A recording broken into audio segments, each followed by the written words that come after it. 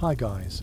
Tonight we drift back into a world where winter does not politely knock, but barges in with icy elbows, where you feel the cold settle into your bones the moment you step outside. You stand at the edge of a muddy medieval village, the daylight already fading even though it is barely late afternoon, and you sense that the first harsh breath of winter is sliding across the fields. Your breath hangs in the air like a fragile ghost, and you probably will not survive this if you show up dressed like a modern tourist with a hoodie and optimism. So, before you get comfortable, take a moment to like the video and subscribe, but only if you genuinely enjoy what I do here. And because it is my favorite ritual, tell me where you are watching from and what time it is for you. Now, dim the lights. You begin to trudge along the narrow path between cottages, your boots sinking slightly into cold, stiffening earth. The village smells of wood smoke and damp straw. Someone is chopping logs nearby, the steady thock of the axe echoing between wattle walls. Winter is not fully here yet, but everyone can feel it approaching, the way a farmer senses a storm long before clouds gather. A mainstream historical fact rises naturally as you look around. In Northern Europe during the Middle Ages, peasants spent autumn frantically preparing for winter, because failure to do so meant real danger, not just a chilly inconvenience. You feel that truth pressing into you now. Women bend over baskets piling in the last of the carrots and turnips. A man leads two shaggy goats toward shelter, their hooves clicking over frozen ruts. Children carry bundles of brushwood almost as big as their bodies. You cannot help noticing how early darkness falls. This was normal in their world. Oil for lamps was precious, candles even more so. Light, real light, was a luxury. You pause as a sudden gust of wind rushes past, sending a spray of leaves tumbling across the path. It feels like a warning. This is the moment villagers mentally shift into winter mode. Food must be stored. The roof must be checked for thatch slipping out of place. Loose boards need to be hammered down. Every tiny gap becomes a draft waiting to torment sleepless nights. A quirky tidbit slips into your awareness as you watch a woman stuffing moss between the beams of her cottage. Moss and mud, surprisingly, sometimes made better insulation than rags, especially when the rags were needed for patching clothes. The smell of damp moss lingers sweet and earthy. You wonder how many layers of it lie hidden inside these walls, quietly holding back the cold like a secret ally. You turn and glance at the open fields. The soil is already hardening into a surface that looks deceptively smooth under the pale sky. A few strips of land hold the last stubborn cabbages clinging to life. You sense how precarious everything becomes once the ground freezes. Food does not grow. You do not get a second chance. Historians still argue whether medieval peasants were more fearful of the cold itself or of the hunger that almost always accompanied it. As you watch the families rush to secure what little they have, you feel that both fears whisper through the air at once. You walk closer to a house where a man is testing the strength of wooden shutters. They close inward with a dull thud, shutting out more than wind. They shut out the long winter nights that stretch for hours beyond what you are used to. Nights when even the bravest among them feel the press of darkness. The long silence punctuated only by crackling fires and restless animals shifting in their stalls. Someone calls out to you, motioning toward a stack of split firewood. You pick up a piece. The bark flakes slightly under your fingers, rough and dry. Wood like this is not just fuel, it is survival itself. Without enough wood, families freeze. With too much green wood, they choke on smoke. Everything is a delicate balance in a world without convenience stores or thermostats. The crows overhead seem to sense the mood. They circle once, then settle along the ridge of a barn, ruffling their feathers. Their calls sound sharper now, as if the cold has changed their voices too. As you continue down the lane, you brush against a wall of woven branches coated with a thin crust of early frost. You feel its bite, even through gloves. The air smells faintly metallic. Winter carries that scent like its signature. People greet each other briskly, not stopping for long chats. There is too much to do. A woman hurries past carrying a pot of lard that will be used to waterproof boots and maybe soothe cracked skin. A boy runs after her with a handful of dried herbs that will freshen the air in the house once the doors stay shut for days at a time. You imagine the cramped, smoky interior, cozy in theory, suffocating in practice. A pig squeals from a small pen as someone tries to coax it inside for the night. Animals share warmth, but animals also stink. This is the trade-off peasants know all too well. You watch as the creature finally plods inside, its breath steaming like a dragon pretending to be harmless. You step closer to a storage hut where a young couple is stacking sacks of grain. Their movements are slow and deliberate. They count each sack, tighten each rope. You can see the tension in their shoulders. One mistake now could cost them dearly in February. The cold does not kill quickly. It wears you down, day after day. A dog trots by, its fur thick and bristling. It gives you a quick glance before detouring toward a warm spot near a cottage door. Even animals know where heat leaks out. The sky darkens further, yet it is not quite night. This strange half-light feels ancient, as though your body instinctively knows it should already be indoors with a cloak wrapped tight and a bowl of something hot in hand. But you keep wandering, feeling the cold settle deeper into your clothing. You notice smoke rising from nearly every chimney now. That smoky haze drifts low, clinging to rooftops. It smells comforting and abrasive at the same time. A medieval winter always smells like this. Smoke is unavoidable. People live inside it. In one doorway, two villagers are discussing something softly. You cannot hear much, just a few words about a neighbor who is late bringing in his wheat. Their expressions shift between concern and judgment. Winter has a way of making everyone watch one another closely. A single, unprepared household could become a desperate household by January. As you approach the edge of the village again, you feel how the air outside the cluster of homes is colder, heavier, almost solemn. Out here, winter reigns. In there, humans push back with fires, shared labor, and rough-woven blankets. You pause for a long moment, absorbing it. The looming season forces everyone to think ahead. Winter strips away illusions. You cannot pretend things are fine if the roof leaks or the grain is low.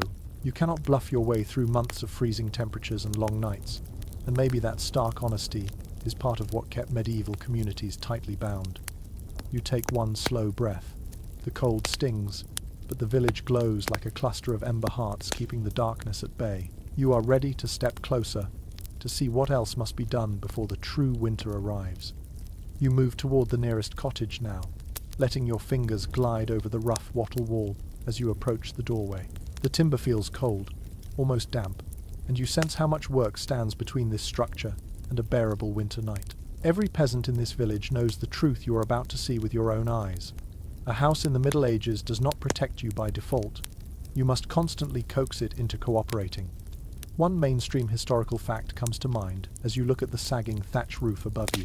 Most medieval peasants lived in simple timber-framed houses filled with wattle and daub, a mix of clay, straw, and dung that created a surprisingly sturdy surface, but required frequent repairs to survive harsh winters. You feel those repairs waiting in every crack. You push the door slightly and step inside, letting the dimness swallow you. The air is still, smelling faintly of old smoke and damp straw. The interior walls look like a patchwork quilt, made from whatever materials the family could scavenge. Someone has spent the last few days stuffing handfuls of straw, moss, hair, and anything resembling insulation into gaps where the wind sneaks through. A quirky tidbit emerges as you brush your hand across a newly patched seam. Some households even used mixtures of animal dung and chopped plant fibers as a type of winter plaster, believing it blocked drafts better than cleaner materials. Oddly enough, it often did. You take a slow step forward, hearing the faint crunch of cold earth beneath your boots. The floor is little more than packed dirt, with a few rushes scattered across the center to keep feet from freezing. You crouch down to examine them. They are brittle and pale, signs that another fresh layer will need to be added soon. Even indoors, winter has a way of creeping upward from the ground, like an invisible tide. The household has already tried to fight it off by piling dried bracken and straw beneath a thin layer of reeds. Near the far wall, you notice a bench pushed almost flush against the daub. A draft snakes along your ankles as you walk toward it. You realize why the family placed the bench here. By pushing furniture against the coldest walls, they help trap leaks, or at least redirect them. It is a strategy born not from comfort, but from necessity. Historians still debate whether these houses were truly as drafty as modern people imagine, or whether peasant families were simply used to levels of cold we would immediately protest. As you run your hand along the chilled surface of the inner wall, you suspect the answer lies somewhere in the middle. The cold is present, yes, but the layers of daub, the packed insulation, and the low ceiling all create a kind of cocoon, a chilly cocoon, but still a cocoon. You straighten up and study the wooden beams overhead. They look like huge rib bones holding the structure together. Thatch bulges downward slightly between them. Someone has recently climbed onto the roof to tighten the thatch ropes, tying them firmly so winter winds do not rip away whole sections. If the roof leaks in January, there is no easy fix. Climbing onto a slippery, ice-covered roof could end a life faster than the cold ever would. Outside, you hear muffled voices. A man and a teenage boy enter carrying a bundle of reeds and branches. You step aside as they move to a drafty corner. The father stuffs reeds into small holes while the boy smears a mixture of mud and straw over the edges. Their movements are efficient, almost rhythmic. For them, this is not a special task, but simply what must happen every year. The boy glances at you for a moment, as if checking whether you understand the seriousness of the work. You do. Even one tiny opening can let in enough cold to make a difference. Winter is long. Winter is relentless. Winter punishes laziness. As you step deeper inside the room, your eyes adjust to the low light. You notice the soot stain above the hearth, stretching outward like a blackened halo. Smoke has clearly seeped through every crack in the roof over the years. You tap the wall near the hearth and feel how warm the daub is, still holding on to heat from earlier in the day. Heat retention is its hidden strength. You look upward and notice bundles of herbs hanging from the ceiling beams. Some are meant for cooking, some for sickness, and some simply because the family believes they repel cold spirits. Superstition mingles easily with practicality in this time. Nothing is wasted, not even beliefs. You continue walking around the single room, noting how every object doubles as insulation. Spare clothes hang along the walls, not just to dry, but to block drafts. Animal hides line the sleeping area to trap warmth. Even baskets are stacked strategically to fill empty space where cold might gather. You reach the door again and notice the heavy wooden latch. It is wrapped in cloth to keep it from freezing and sticking. The woman of the house steps in from outside carrying a bundle of sheep wool. Without speaking, she kneels near the wall and begins tucking wisps of wool into a narrow slit along the floor. She works quickly, her fingers red and rough. Wool is a precious resource, but a small amount spent now can save aching bones later. The smell of cooked barley still lingers in the air. The family likely ate earlier, not because they were hungry, but because the meal helps warm the house. Heat rises from boiling pots and lingers long after the food is gone. You feel the faint warmth still clinging to the hearthstones. A chill drifts through the room as another gust rattles the shutters. You watch how everyone glances toward the sound, instinctively checking whether the wood holds. Winter has a way of making people listen to their homes like living creatures. You listen too. The house creaks and sighs. It is adjusting to the cold just as the people are. You step outside again to examine the exterior. The thatch forms thick layers above your head, nearly a foot deep in some spots. A well-maintained roof is both the pride and the survival of the household. Thatch naturally repels water, and when arranged correctly, it can insulate astonishingly well. But it also attracts birds, insects, and sometimes rodents. You see a few stones placed across the ridge to secure it from storms. Walking around the cottage, you see more signs of preparation. A pile of clay near the wall suggests someone has been repairing daub throughout autumn. Wooden boards lean against the lower wall, awaiting placement if the wind grows fierce. A tangle of brushwood is stacked nearby to add as emergency windbreaks. It all feels fragile, yet strangely resilient. You realize medieval houses survive the same way medieval people do, not by perfection, but by constant adjustment. You take a deep breath. The cold nips at your face, but the cottage behind you stands firm, sturdy in its patched-together way. Inside it, the family has done what they can. The rest will be up to luck, weather, and the quiet endurance that defines peasant life. Winter is coming fast, and now you understand just how much preparation these simple shelters require to stand even a fighting chance against the season you are stepping toward. You step back inside the cottage, letting the door settle behind you with a gentle thump, and your eyes drift immediately toward the single most important feature of any medieval home in winter, the hearth. It stands in the center of the room, like a patient animal, dark for the moment, though the stones still hold a whisper of heat. You feel it on your shins before you even get close. This small, smoky heart is what keeps the entire household alive. One mainstream historical fact settles naturally into your awareness as you watch the woman place kindling on the embers. In medieval Europe, the hearth was not just a cooking place, but the primary heat source, and households often kept a fire going for weeks without letting it fully extinguish. You can sense why. Starting a fire each morning in brutal cold is not convenient, and losing the flame entirely could cost precious time and fuel. You crouch near the hearth, feeling the stones radiate warmth. They are rough to the touch, mottled from years of use. built from whatever the family could gather from nearby fields or riverbeds. There is something almost sacred about this spot. Families slept close to it, cooked every meal over it, dried their clothes beside it, and sometimes even warmed newborns in its glow. The faint crackle beneath the ashes tells you the fire is drowsy, waiting for breath. A quirky tidbit surfaces as you study the hearth more closely. Some peasants believed that letting the fire die completely invited misfortune, even evil spirits that loved cold corners and dark rooms. Because of that, families might keep a single coal wrapped in ash or placed in a small clay pot overnight.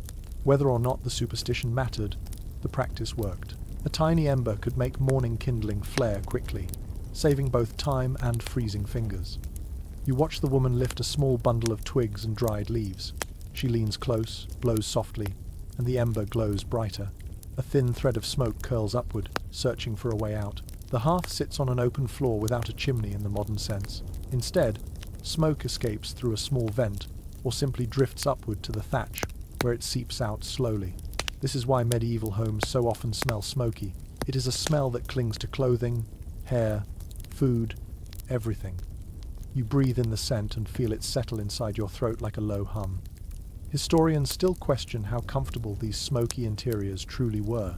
Some argue that the constant haze must have been unbearable, while others insist that people became accustomed to it, even appreciating how smoke-preserved meat hung from the rafters and helped deter insects. As you blink through the faint mist gathering overhead, you suspect that medieval lungs probably suffered more than anyone admitted, but the benefits of smoke made the discomfort worth tolerating. The fire starts to wake up. Small flames lick upward, orange and lively. The heat reaches your hands and feels instantly comforting, like sinking into a warm bath. You stretch your fingers toward it, aware that people in this time often rotated chores around the hearth simply to soak up moments of warmth. Mending clothes, sorting beans, brushing wool, soothing a child. Everything feels easier beside the fire. The boy you saw earlier enters with a small armful of logs. He stacks them neatly next to the hearth. Wood is precious, and the family burns it sparingly. First, the weakest flames get twigs and stick ends, then thin branches, then logs only after the fire declares itself strong enough. If you burn through wood too fast, you end the winter shivering. If you burn too little, you freeze anyway. This is the balance every household must learn. You look up toward the roof. Dark smoke stains mark decades of rising soot. Some thatched houses had open smoke holes, others did not, relying instead on the slow leaking of haze through walls and gaps. Smoke drifts upward in lazy ribbons, painting the air with grey slopes. It curls around herbs tied to beams, dries out hides hung there, and leaves everything tinted with a dull, dusky shadow. The woman sets a small pot on the stones, letting it warm gradually. You can guess its contents just by the smell. Onions, barley, maybe a little fat skimmed from yesterday's stew. The sound of bubbling broth is like a lullaby in this world. A meal cooked over an open flame is both sustenance and warmth, two things inseparable in peasant life. The door opens again, and a young girl slips inside, shaking off the cold. She heads straight for the fire without a word, her hands trembling slightly. She sits on a low stool, leaning in until the firelight softens her face. The warmth spreads across her cheeks, turning them pink. You sense just how many winter evenings she will spend exactly like this. The father takes a seat near the hearth too, a long-handled tool in hand. He pokes the fire, adjusting the burning logs with practiced ease. Sparks jump, tiny bright insects darting upward before fading into the air. You watch them dance and vanish. The fire hisses softly, still half asleep. You glance at the walls where several clay pots rest in niches near the hearth.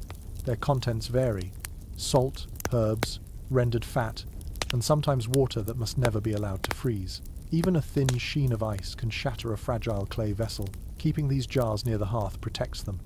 A cat appears, seemingly conjured from nowhere, stretching luxuriously before curling up in a warm pocket between the stones and a wooden bench. Animals know warmth better than anyone. The cat begins to purr, a faint vibration carried through the floor. The fire deepens in color. You hear that satisfying crackle that makes your shoulders relax.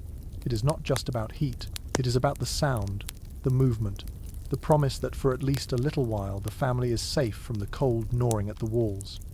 You imagine a long winter night when this fire must be fed slowly, carefully, to keep from burning out before dawn. Someone will wake every few hours to check it. often the mother, sometimes the eldest daughter. Sleep is never uninterrupted in this world. Survival does not allow it. You draw closer, warming your hands again. The children lean in too, sharing the heat like a circle of planets orbiting a tiny sun. The glow flickers across their faces, turning each expression soft and thoughtful. You realize the hearth is more than a tool. It is the center of stories, of gossip, of whispered fears, of quiet laughter.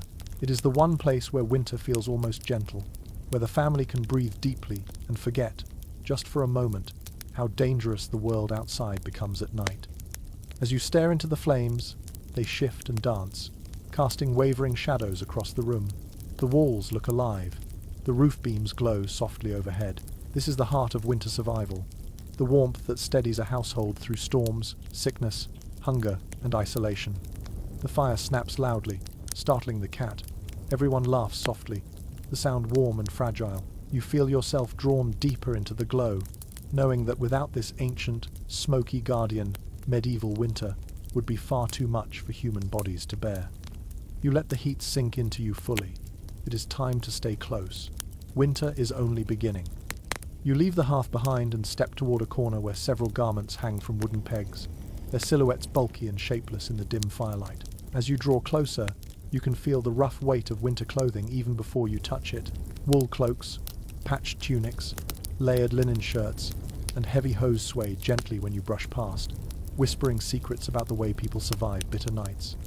One well-accepted detail from the period becomes clear the moment your fingers graze a coarse wool sleeve. Medieval peasants depended heavily on homespun wool because it trapped heat remarkably well, even when damp, a life-saving trait in freezing months. You lift a tunic from its peg and feel the stiffness of its fibers. It scratches your skin through your own clothing. The lanolin has partly washed out over years of wear, leaving the cloth dry and prickly. Yet this uncomfortable texture is part of its charm. It is warmth disguised as nuisance. You slip your hand inside and find a hidden layer of linen stitched beneath the wool. This inner layer is softer, smoother, and meant to protect the skin from that relentless scratch. Layering is everything. No single garment fights winter alone. Instead, each piece works with the next, building a barrier of warmth in slow, patient steps. You inhale, and the faint smell of lanolin and smoke reaches your nose. It is not unpleasant, just earthy, familiar, lived in. Clothing in this world is never fresh from a closet. It collects the sense of daily tasks, of hearth fires, of the outdoors, of animals, of cold mornings and warm nights. The fabric has a memory. As you explore the garments, a curious little detail surfaces in your mind. Some villagers stitched dried herbs or seeds into tiny cloth pouches sewn inside necklines or sleeves, believing the scent could keep illness at bay or simply mask the smell of sweat trapped under layers. A sprig of dried lavender or rosemary tucked discreetly near the collar brought both fragrance and superstition into the daily routine. You notice a pair of woolen hose hanging nearby. When you pick them up, they feel heavy, almost waterlogged, even though they are dry. The dense weave traps warmth but also soaks up moisture. Peasants wore these hose in multiple layers when traveling through snow or frost. You stretch the fabric slightly and watch it resist like a stubborn muscle. These were not delicate garments. They were built to survive harsh work. As you move deeper into the room, you see a wooden chest propped open beside a straw mattress. Inside lies an assortment of winter accessories, mittens made from rough-spun wool, a narrow hood lined with scraps of soft fur, a thick scarf made from braided strips of old cloth, its colors faded into one muted tone. You run your fingers over each item, feeling their textures, sensing the lives woven into them. Not all experts see this the same way, but there is ongoing discussion about how frequently peasants owned fur. Some believe fur-lined garments were rare, reserved mostly for wealthier households. Others suggest that small scraps of rabbit or squirrel fur were commonly used to reinforce collars and cuffs. As you lift a hood lined with uneven tufts of rabbit fur, you can see why the debate persists. It is simple, worn, and clearly repaired more than once. A treasure, but not an extravagant one. You move to the bed space, where a mound of blankets is heaped together. You unfold one and find it made from layers of coarse wool, stitched together loosely. The blanket is heavy, almost suffocating, but when you wrap it around your shoulders, warmth blooms instantly along your arms and spine. This is comfort without softness. the kind of warmth that presses down and makes you feel anchored. Beneath the blanket lies another, thinner one made of linen. Linen does not insulate as well as wool, but it feels far better on the skin. The combination is perfect. First the linen for comfort, then the wool for heat. Clothing, bedding, even floor coverings all follow the same logic. Layer upon layer upon layer. You sit on the edge of the straw mattress, sinking slightly. Straw shifts beneath you with a soft crackle. People sleep in all their clothes during winter, sometimes even wearing cloaks to bed. You imagine lying down here with a linen shirt, wool tunic, outer coat, hose, leg wrappings, mittens, maybe even a cap pulled down over the ears. Cold air sneaks into every gap, but clothing becomes your armor. Next to the bed, a woman kneels beside a basket overflowing with fleece. She uses a drop spindle, twisting wool fibers into thread. Her movements are slow and steady. You believe she could do this with her eyes closed. The rhythmic sound of the spindle spinning and tapping against her palm gives the room a soft, sleepy cadence. The family depends on her skill. When garments tear or thin, it is her job to mend them.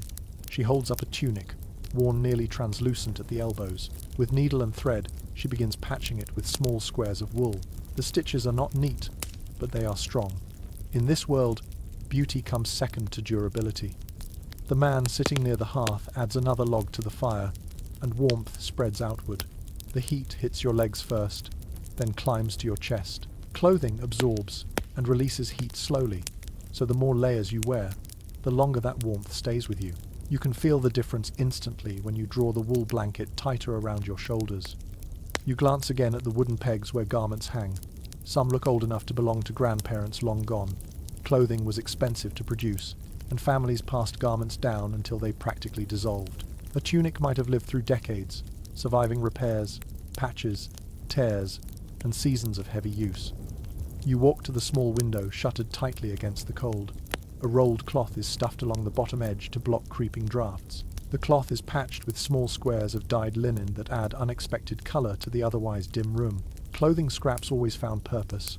Nothing was wasted. In one corner, a pair of tall boots waits for the next journey outside. The leather is cracked, stiff with cold, and lined with wool pads. You touch the inside and feel its warmth lingering. Boots like these are essential for walking snowy fields or muddy tracks. Without them, frostbite is only a few steps away. A girl enters, carrying a basket of freshly washed linen shirts. She sets them near the hearth to dry. Laundry in winter is a rare task because wet clothes are nearly impossible to dry in the cold. These shirts were likely washed during a brief warm spell. You lift one and catch the scent of wood smoke clinging to the fibers. You sit again, letting the weight of your borrowed wool cloak settle across your shoulders. The fire flickers, its light painting the room in gentle orange strokes. Clothing in this world is more than fabric. It is shelter. It is armor. It is the only thing that travels with you everywhere you go.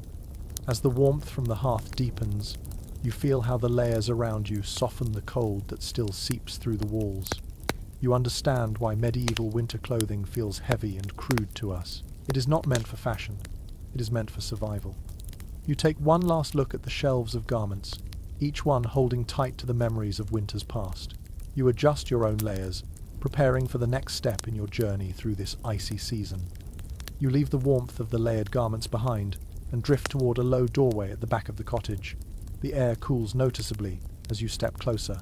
A faint, earthy smell seeps upward through the cracks in the floorboards, reminding you that beneath this home lies something essential to winter survival. The woman of the house lifts a rough wooden trapdoor with both hands, and a breath of cold, soil-rich air spills into the room. She gestures for you to follow, and you descend a few creaking steps into the storage cellar, where the real heart of winter lies, waiting in silence. Your boots touch compacted dirt. The cellar is dim, lit only by a small tallow candle flickering in the woman's hand. The flame makes long shadows dance across the walls, revealing shelves, baskets, sacks, and bundles organized with quiet urgency. It is generally agreed by historians that rural families relied heavily on underground or semi-buried storage spaces like this to keep food safe from frost, rodents, and rot. You feel the cold lingering here, not harsh enough to freeze what is stored, but persistent enough to keep it from spoiling quickly. You take a few slow steps deeper into the space. Straw rustles under your feet. Baskets of turnips and carrots sit close to the floor, carefully layered with dry sand to keep them from drying out. You brush your fingers lightly over a turnip, its surface firm and cold, as if it has been asleep for weeks. These root vegetables are not luxuries but lifelines, dependable and dull, able to last until spring if handled with care. A curious detail from the period emerges as you examine a shelf lined with shallow clay bowls. Each bowl holds apples sunken into beds of straw. Some medieval households stored apples individually wrapped in leaves, or even submerged them in barrels of cool water. The practice might seem strange now, but it helped keep the fruit edible long past the harvest months. You imagine the joy of biting into something sweet in late February, when the world outside is still grey and frozen. You turn toward a darker corner, where several sacks hang from wooden pegs hammered into the ceiling beams. Suspended food is safer from mice and dampness. You tug gently on one of the sacks and feel the soft clatter of grains shifting inside. Oats or barley, perhaps. Grain is precious, the backbone of winter meals. Bread, porridge, soup, everything starts here. A single torn sack could mean weeks of hunger. You notice bundles of dried herbs braided into ropes. Their scents linger faintly in the air. Sage, thyme, mint, maybe a little dill. These herbs are not merely seasonings. They serve as medicine, tea, pest repellents, and even talismans of comfort. Their presence makes the cellar feel more alive, even though everything stored here is meant to sleep through winter. You kneel near a stack of clay jars sealed with wax. When you lift one, it is heavier than it looks. Preserved beans, dried peas, rendered animal fat, or maybe salted fish fill these containers. The woman taps one jar lightly and smiles with a kind of weary pride.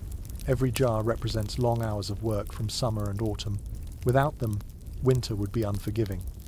Some researchers continue to disagree about how widespread certain preservation methods were, especially among poorer households. For instance, whether smoking meat was common everywhere or mainly practiced in certain regions remains an open question. Yet as you look at the small rack of smoked strips hanging overhead, you understand that techniques varied as much as families did. What mattered was endurance, not uniformity. A low wooden barrel catches your eye. You lift its lid and inhale gently. The smell of fermented cabbage and brine greets you immediately. Sauerkraut of a medieval sort. It may lack modern seasoning, but it provides vital vitamins during months when fresh greens are nearly impossible to find. You gently replace the lid, feeling respect for its sour strength. Further along, you find a basket covered with cloth. You lift the corner and see shriveled onions with papery skins. Onions store surprisingly well in cool places, and their flavor wakes up even the sleepiest winter meal. Another basket holds dried mushrooms gathered from nearby forests before the frosts arrived. Their earthy scent rises faintly as you brush them with your fingertips. The walls of the cellar glisten slightly with cold moisture. You run your hand across them, feeling how the thick earth provides natural insulation. This chill is not hostile. It is controlled, almost nurturing. It protects what must last. In this world, understanding the land means understanding how to use it as a pantry. You step toward a set of shelves lined with small pottery jugs. You lift one and shake it gently. Something thick moves inside. Oil or fat, perhaps. These are cooking essentials, and rationing them is a delicate calculation. Too much used early, and the family suffers later. Too little, and every meal becomes thin and unsatisfying. In another corner, loaves of hard, dark bread sit stacked, each one baked to last weeks. The crust is so thick you could probably use it as a hammer. This bread is not something you slice with ease. It is something you soak in broth, gnaw slowly, or crumble into stew. It keeps hunger at a respectful distance. A shallow wooden box holds dried beans, their colors muted in the dim light. Beside them are small clay bottles sealed with lumps of wax. You pick one up and smell a faint sweetness. Mead, perhaps, or honey water. Honey keeps indefinitely, making it one of the most cherished winter supplies. A spoonful of sweetness in December is almost a celebration. You notice a bundle of straw-wrapped bottles tucked into a shelf. These might hold vinegar, an essential preservative. A thin sheen of frost clings to the bottles, but the contents remain liquid. Vinegar was used to pickle vegetables, tenderize tough meat, clean surfaces, and even soothe throats. A humble hero of the medieval pantry. Then, beside a heavy wooden crate, you notice a piece of cloth covering something large. You lift the cloth slowly and reveal a salted joint of meat. Its surface is grainy from coarse salt, The smell is strong but reassuring. Salt is expensive and precious, but it turns perishable meat into something that can last through midwinter. A young boy follows you down the ladder carrying new onions from above. He adds them to the storage with the seriousness of someone handling treasure. You watch him arrange them carefully, checking each one for soft spots or signs of rot. Every small decision made here ripples through the winter months. Off to the side, you spot small earthen pots with lids tied with string. You open one and find preserved berries suspended in thick syrup. The tart smell makes your mouth water slightly. This is not everyday food. This is medicine, energy, and rare comfort for the sick or weary. You run your fingers along a wooden shelf where thin strips of dried fish lie resting. The salt crystals sparkle faintly in the candlelight. These strips will be added to soups and stews, stretching nutrition without using precious fresh meat. The cold air settles around your legs as you explore further. It is strangely calming, like stepping into a place that exists outside time. Everything here waits patiently, quietly, obedient to the rhythms of winter. You step back toward the ladder after touring each corner of the cellar. The woman climbs up first and reaches her hand down to help you. When you emerge into the warmer room above, you feel a quiet gratitude for the underground world you have just seen. Food stored in silence is food that whispers its promise through the coldest nights. Upstairs, the fire crackles softly. Down here, the cellar stands like a silent guardian. You close the trapdoor gently and feel the weight of winter preparations settle into your thoughts. Without this careful planning, survival would be a wish rather than a strategy. The house creaks as wind brushes against its walls, but beneath your feet lies a season's worth of endurance. You step forward, ready to move through the next moments of winter life, warmed by the knowledge of what waits below. You rise from the cellar and step back toward the hearth, where a pot now simmers gently, sending lazy spirals of steam toward the rafters. The aroma is simple but comforting, a soft mixture of grain, onions, and maybe a scrap of salted meat. You settle onto a low stool, feeling the heat of the fire wrap around your legs, and realize that this moment captures the rhythm of winter meals in the Middle Ages. Humble, repetitive, nourishing in the most practical sense. Records from the era make it clear that for most peasant families, winter food was not about pleasure. It was about sustaining strength when the cold threatened to drain it away. The woman of the house lifts the lid of the pot. A thick, slow-moving porridge bubbles inside, barley or oats perhaps, stirred until the grains surrender into a creamy base. She takes a wooden ladle and scoops a small amount into a bowl. The steam strokes your face, carrying notes of warmth that sink into your chest. She adds a pinch of dried herbs, likely thyme or sage, saved from the summer garden. Even tiny touches like this transform monotony into a small comfort. You take a spoonful, and the flavor is mild, almost shy. It fills your mouth in a soft wave, spreading heat through you. This is not the sort of food that makes your eyes widen with delight. It is the kind that makes your shoulders loosen, that reassures your stomach it will not be empty tonight. You swallow slowly, feeling the grainy texture, the faint earthiness, the distant echo of sunlight captured months ago. You glance around the room. The children are already dipping their wooden spoons into their own bowls, eating with the steady rhythm of people who know this meal well. A crust of yesterday's bread sits nearby, waiting to be dunked into the thick porridge. The bread is dark, dense, and tough, but when softened in the warm liquid, it becomes easier to chew. This is how stale food gains new life. A lesser-known practice pops into your mind as you observe the pot more closely. Some medieval households added a small, heated stone into their cooking vessels to keep stews warm longer, without burning extra fuel. You imagine the shock of hot stone meeting broth, the hiss, the tiny bubbles racing upward. Whether this family uses the trick or not, it shows how creativity often grew in the shadow of necessity. The father settles beside you, dipping his spoon with practiced ease. He does not eat quickly. Every mouthful is measured, not because he is savoring it, but because he knows the family must stretch their portions carefully.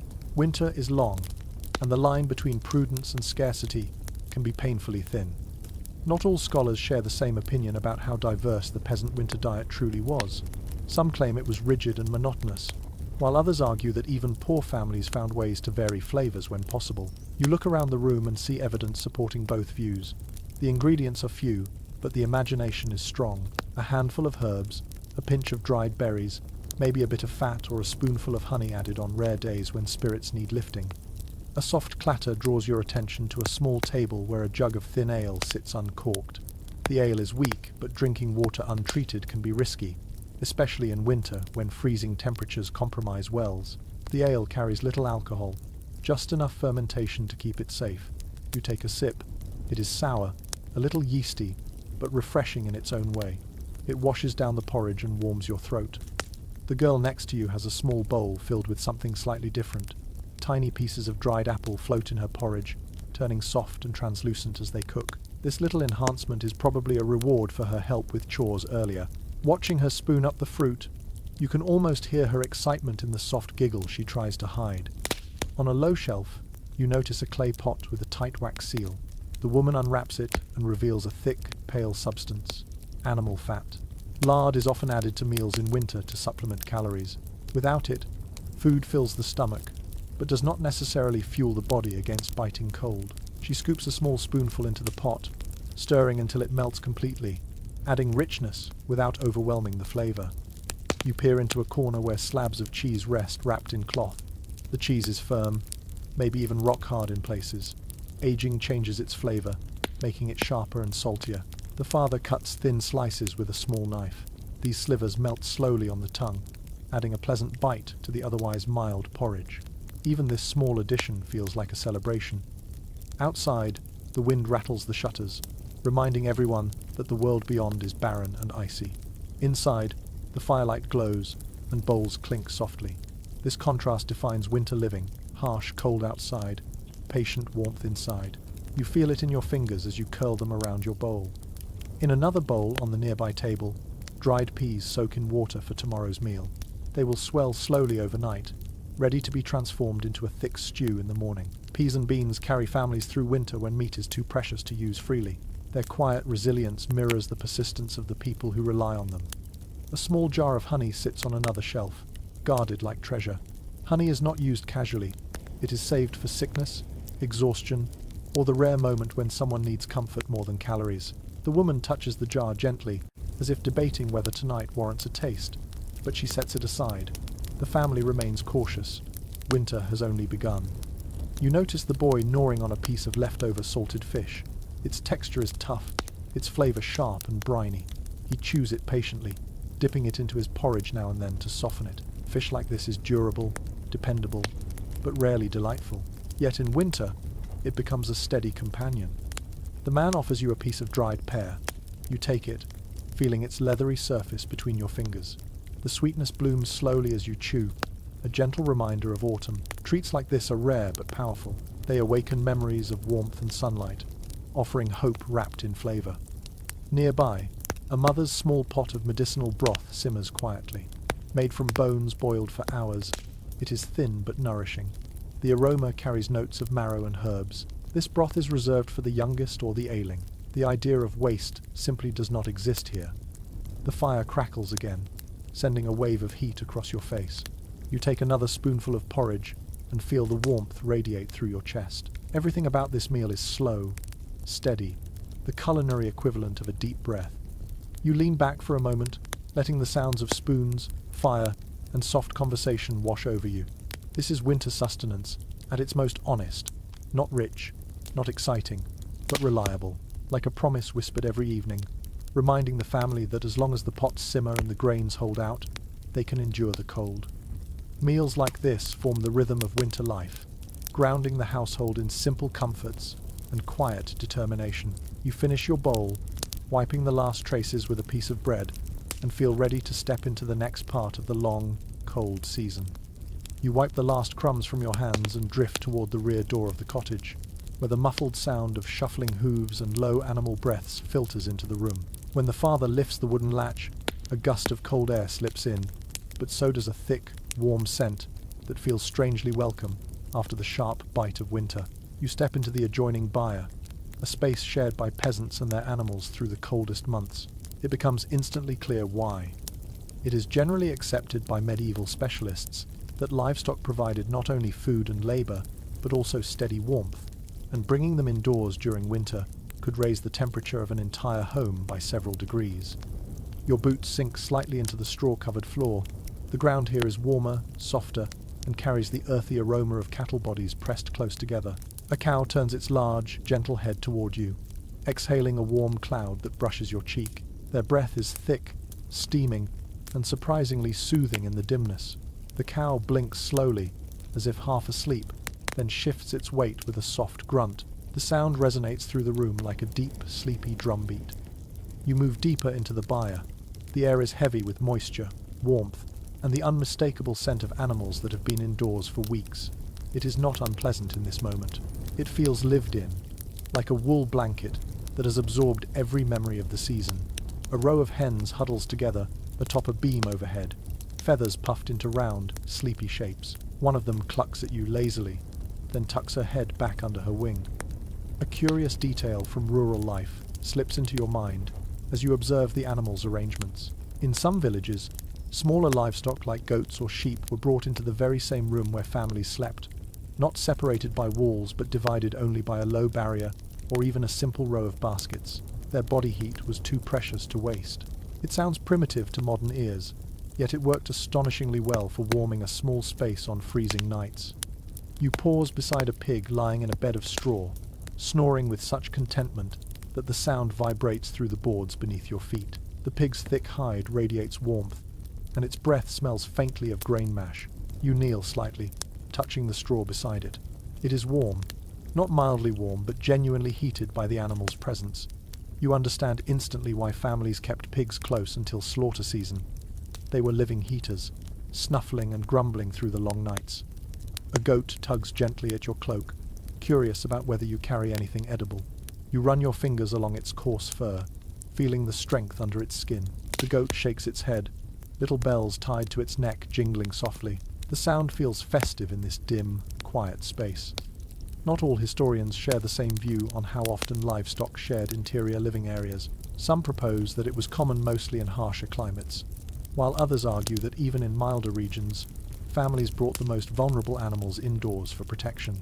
As you stand here, surrounded by warm bodies and gentle noises, you sense why the practice persisted across so many areas. Winter is unforgiving, and losing an animal could mean losing milk, wool, meat, or future offspring. The father moves to check on the cow, running his hand along its flank. The cow leans into the touch with a low rumble. He inspects the straw beneath her, pats it, adds a new layer from a nearby bale, and ensures the area stays dry. Moisture means cold, and cold means illness. Even a minor sickness in winter can spiral quickly. He lifts a bucket of water from a corner and places it before the cows. The water sloshes softly, its surface steaming slightly in the warm air. You lean close and notice an iron hook hanging from one of the beams, with a small bundle of dried herbs tied to it. The scent drifts faintly above the animal pen. Some families believed these herbs kept sickness away from their livestock, especially during the cold months when damp conditions encouraged disease. Whether the belief was accurate or not, the habit lingers as evidence of hope stretched across generations. A hen suddenly flutters down from her perch, landing with a small puff of straw. She pecks around your boots, searching for crumbs. When she finds none, she lets out a soft, indignant chirp. Her feathers brush against your ankle, warm and surprisingly comforting. The byre is dim, but your eyes adjust to the soft glow filtering from the main room. You see movement everywhere. A sheep shifts its weight, nudging its lamb closer. A cow flicks its ear. A goat scratches its horns against the wooden post. These tiny gestures create a gentle, living soundtrack. The animals breathe, sigh, shuffle, and hum. Their sounds make the winter feel manageable. You reach for a bundle of hay stacked along the wall. The stalks are stiff and slightly sweet-smelling. The father takes some and scatters it along the floor. The animals move forward eagerly, their hooves rustling through the straw. You watch them eat, their jaws moving in slow, circular motions. There is a strange peace in watching a well-fed animal. Hunger belongs outside, not within these walls. The children enter the byre next. The younger one carries a small basket of scraps, peels, leftover porridge, and a bit of bread. She pours it into a wooden trough for the pig, who wakes instantly and trots over, snorting with enthusiasm. The children giggle and step back quickly to avoid being bumped by his eager snout. A small cat darts between your legs, chasing a shadow or maybe a mouse. It pauses near the cow's hooves, purring loudly, as if the animal warmth fuels its energy. Cats are essential in winter, reducing the mice that might otherwise chew through precious food stores. This one seems to know its importance. It walks with confidence, tail held high. The roof beams above you drip faintly where the warmth from the animals meets the cold seeping through the thatch. The droplets fall slowly, forming tiny frozen pearls near the walls before melting into the straw. The mingling of heat and cold shapes every corner of this space. You lift your hand and place it on the cow's side again. The warmth is deep, steady, reliable. You imagine sleeping just beyond these animals, hearing them breathe, leaning on their presence to soften the grip of winter. It must feel like resting beside living embers. The family does not waste this warmth. As night deepens, the father closes the byre doors, sealing the animals inside. You stand in the doorway for a moment, letting the mingled heat settle into your clothes. The sounds soften. The animals prepare for their long, slow sleep. The steady rhythm of their breathing makes the winter night feel gentler. You step back into the main room, carrying that borrowed warmth with you. Behind you, the animals settle again, their bodies turning the byre into a second hearth. Winter may still rage outside, but in here, wrapped in a mix of straw, breath, and quiet companionship, life continues with stubborn, comforting calm. You leave the animals behind and move back into the main room, only to find the father already tightening his boots and wrapping a thick cloak around his shoulders. The fire burns low now, steady but subdued, and the dim light flickers over his determined expression. You follow him outside, and the cold greets you with a bite sharp enough to stiffen your breath. Winter does not pause just because daylight fades early. Responsibilities keep moving, and so must you. Documents from the period emphasize that rural families worked year-round, even when frost hardened the soil and snow blanketed the fields. Survival did not allow a full season of rest. The ground crunches beneath your boots as you step into the open space behind the cottage. The horizon glows faintly with the last traces of daylight, a thin band of rose and silver stretched beneath a heavy grey sky. The father heads toward a small wooden shelter where tools are kept: axes, spades, mallets, a few metal-tipped implements darkened by use. Winter transforms these tools from helpers into lifelines. Without them, wood cannot be chopped, nets cannot be mended, and repairs cannot be made. You watch as he selects an axe, testing its weight in his hands. The blade catches a sliver of dying light, then disappears back into shadow. He walks toward a stump where logs wait to be split. The woodpile looks smaller than you would hope. Every household is constantly calculating. How many nights will this last? How many storms can it withstand? He places a log upright and brings the axe down with a clean, practiced swing. The crack splits the cold air, echoing across the frozen fields. You draw your cloak tighter. Even standing still feels like work in this temperature. Your breath curls upward in soft puffs as you watch him strike the next log. The rhythm is steady, almost meditative. Lift, swing, crack, exhale. The scent of fresh-cut wood creeps into the air, warm and sweet in contrast to the cold. A small observation from rural life enters your mind as you watch him work. Some communities believed that chopping wood at dusk brought good fortune, because the falling night would swallow any ill spirits drawn to the sound. Whether or not anyone truly feared such spirits, the habit of working late into fading light was incredibly common. Winter did not grant long days, so every spare moment mattered. The mother steps outside next, carrying a basket filled with torn garments.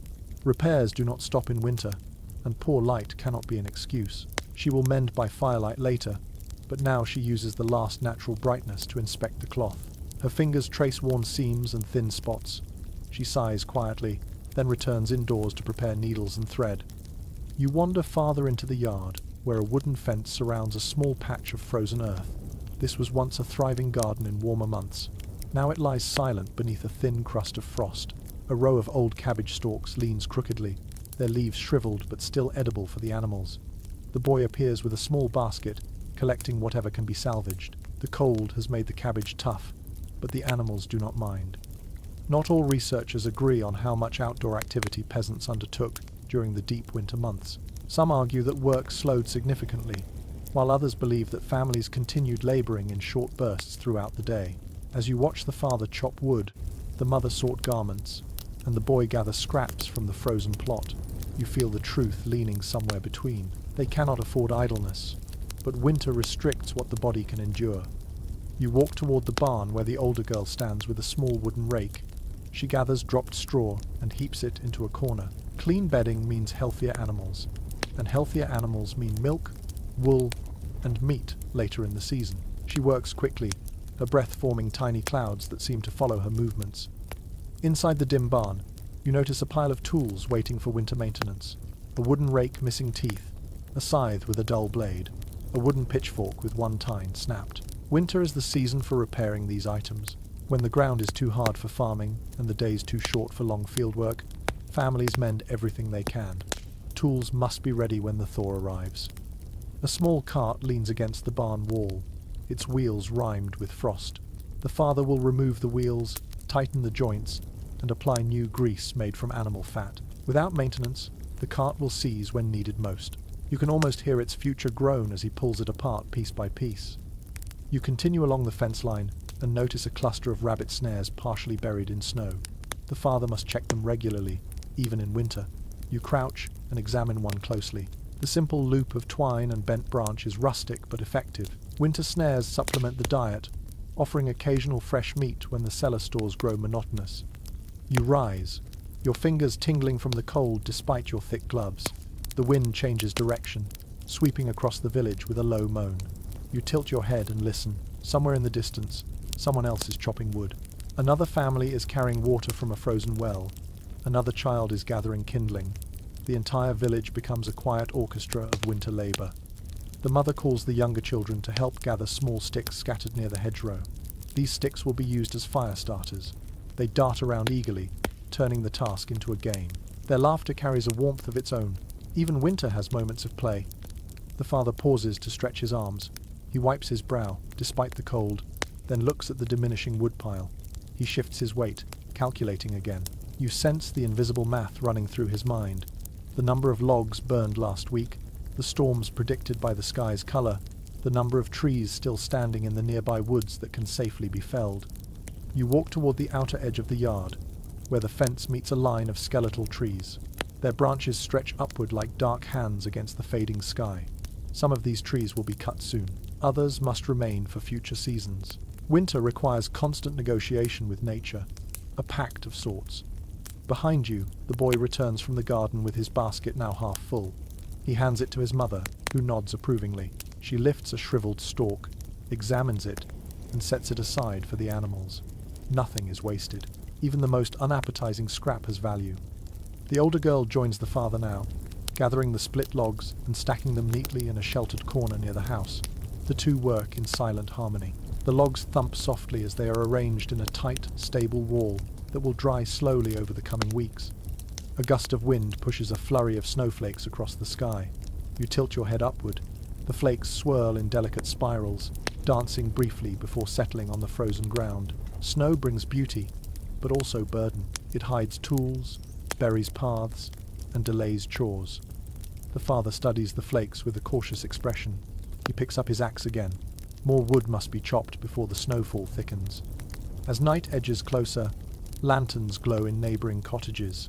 You hear muffled voices, the scraping of shovels, the thump of logs, the creak of doors. Work continues, not frantically, but steadily, like a heartbeat. You follow the family back toward the cottage. The mother ushers the children inside, rubbing their cold hands between her palms. The father lingers one last moment to secure the tools beneath the shelter. When he finally returns indoors, snowflakes cling to his cloak like tiny crystals. You step inside behind him, letting the warmth embrace you once more. Winter outside may demand constant effort, but indoors the air softens. You sit near the hearth again, listening to the echo of outdoor work fade from your ears. The quiet feels well earned. Work never truly stops, but for tonight, the family can rest, and you rest with them, ready to see what survival requires next. You settle by the hearth for only a brief moment before the father pulls out a small wooden box from under a bench, motioning for you to join him. Inside the box lies a scatter of simple tools and small winter gadgets, each one worn smooth from years of use. The sight immediately reminds you that surviving medieval winter is as much about clever adjustments as it is about strength. Chronicles from the time indicate that households relied on an assortment of minor tools and improvised devices, each one designed to turn an otherwise impossible winter task into something manageable. You lean closer, studying the contents with curiosity. The first object he lifts is a wooden-handled knife with a blade that has grown thin from constant sharpening. It is used for everything from cutting roots to slicing rope to loosening frozen clots of dirt stuck to boots. He hands it to you, allowing you to feel its weight. The handle is warm from his palm, shaped by decades of gripping hands. You run your thumb along its edge and sense that this tool has seen countless winters, each one carving a little more memory into its surface. Next, he reveals a bundle of coarse twine. At first glance, it seems mundane, but a closer look shows knots, loops, and tiny repairs along its length. A curious detail from peasant life pops into your mind. Families often braided plant fibers into emergency cords during winter, using twisted nettle, flax stems, or even strips of old linen cloth. These handmade ropes reinforced tools, secured bundles of firewood, patched fences, and even hung meat to dry. The twine in the father's hands is far more than a thread. It is adaptability made tangible. He pulls out a small bone awl, its tip shining faintly in the firelight. This tool is essential for repairing leather, poking holes in cloaks, and threading rough yarn through layers of cloth. You watch as the mother takes the awl in her fingers and presses it gently into a piece of leather that needs tightening. The motion is simple, almost graceful. Survival in winter depends on many such tiny gestures, each one building towards safety. You notice a cluster of small objects carved from wood, each with a different shape. Some are wedges, others are pegs. A few resemble miniature shovels. Not all experts agree on how frequently these homemade implements were used throughout Europe, but many believe that resourceful families crafted them during winter evenings to help with tasks around the home and barn. You pick up a small wooden wedge, feeling its rough texture. The father shows how it fits snugly between loose planks in the wall to tighten gaps and block drafts. Such small inventions make a remarkable difference when icy wind prowls outside. The girl approaches carrying a handful of reeds. She kneels beside the family's basket of mats and begins weaving the reeds together. This is an ongoing winter task, one that protects feet from cold floors. She works quickly, her fingers moving in a delicate pattern. The reeds rustle softly, creating a soothing rhythm that almost blends with the crackling fire. You watch the mat take shape, knowing it will insulate a bed, line a basket, or reinforce a wall seam before long. The father turns to show you a wooden mallet, its head scarred and cracked. It is used to drive pegs into frozen ground, flatten snow in front of the doorway, and tap loose boards back into place. You lift it, feeling the density of its wooden head. It is heavy but balanced. As you tilt it in your hand, you realize how often small tools like this stand between comfort and discomfort, between warmth and cold. Nearby, a wooden bucket sits by the door, its edges damp from melted frost. A flat iron rod leans against it. The rod is used to break ice in the water pail each morning. The father demonstrates by tapping the rod against the air, mimicking the sound of striking a frozen surface. The imaginary crack echoes through your mind. You can almost feel the shock of cold water splashing upward as ice gives way.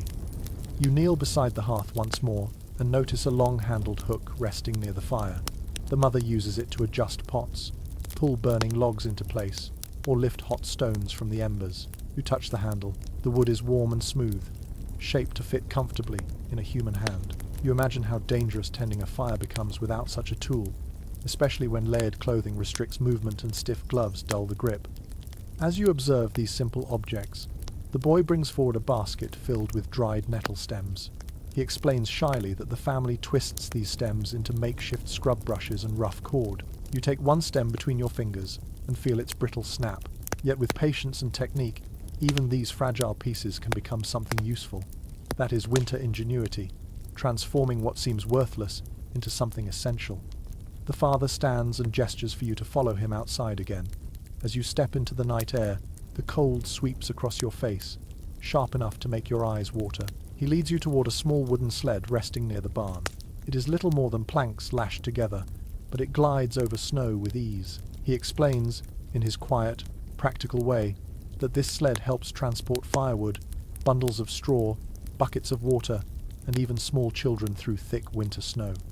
Pulling the sled requires less energy than carrying heavy loads across icy ground. You grip the sled's rope and pull it a short distance. The motion feels smooth, steady.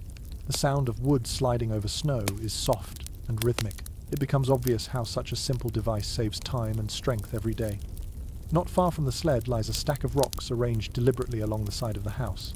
These stones retain heat when placed near the fire, then are carried to warm beds or thaw frozen boots.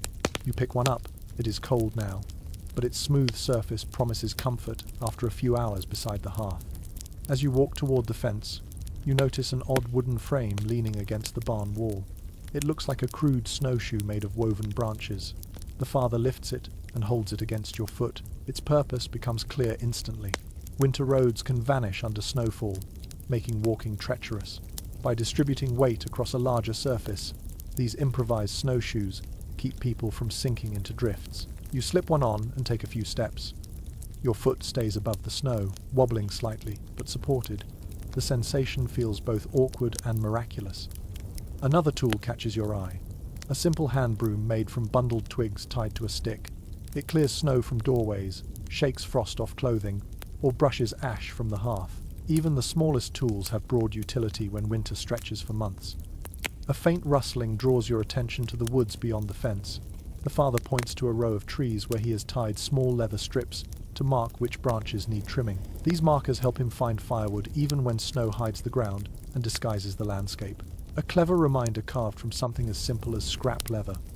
The moon climbs higher, illuminating the quiet tools scattered around the yard. Everything here carries a purpose. Every object is a partner in survival. Winter may strip the world bare, but human hands refuse to stop shaping, fixing, and crafting. The mother calls softly from inside, and you follow the father back into the cottage. The warmth folds around you like a blanket. The tools return to their box, ready to be used again at dawn. You sit, reflecting on what you have seen. Winter survival is not only about food or fire, it is about the creativity etched into every small invention, every humble object shaped by necessity. You feel a deep respect for these simple tools, each one shining with quiet determination. The night grows deeper, the fire softens, and you prepare for the next part of your journey through this frosty world. You remain by the hearth for a few breaths, letting the warmth settle into your bones, but the calm does not last long. A quiet cough breaks the stillness, coming from the far side of the room, where the youngest child lies wrapped in a wool blanket. The mother moves toward the child instinctively, placing a gentle hand on their forehead. Her expression tightens, not with panic, but with that familiar winter worry every medieval family carries deep in their hearts. Illness is never a small thing in this season. It is widely acknowledged through parish records and household notes that winter was the most dangerous time for sickness, when cold air, cramped living, and thin diets made bodies vulnerable. You kneel beside the child, watching their tired eyes blink open, glazed with discomfort. The cottage feels warm to you, but for someone already weakened, even this warmth is fragile. The fire provides heat, but it also fills the room with dry smoke that irritates lungs already struggling. You sense the delicate balance this family must maintain. Enough heat to survive the night, but not enough smoke to provoke more coughing. The mother fetches a small clay jar from a shelf. She opens it and reveals a mush of honey blended with mashed herbs, a practiced remedy. Honey smooths the throat, and herbs like thyme or hyssop bring what small relief they can. She offers a spoonful to the child, who swallows slowly. You watch the tension in the mother's shoulders ease slightly when the coughing quiets. A quiet, lesser-known detail from rural life floats into your awareness as you see her prepare another jar. Many families mixed animal fat with crushed garlic to create a salve rubbed onto chests and backs. The scent was strong and lingered for days, but parents swore it eased breathing and soothed fevers. The mother now rubs a similar salve along the child's ribs, working in slow circles while humming a low, steady melody that seems older than the walls. The father steps outside briefly, returning with a handful of snow. He places it in a bowl so the mother can dab a cloth into the meltwater and pat the child's forehead. This cycle of warmth and coolness is a well-practiced art. They do not have medical certainty. They have instinct, repetition, and inherited rituals.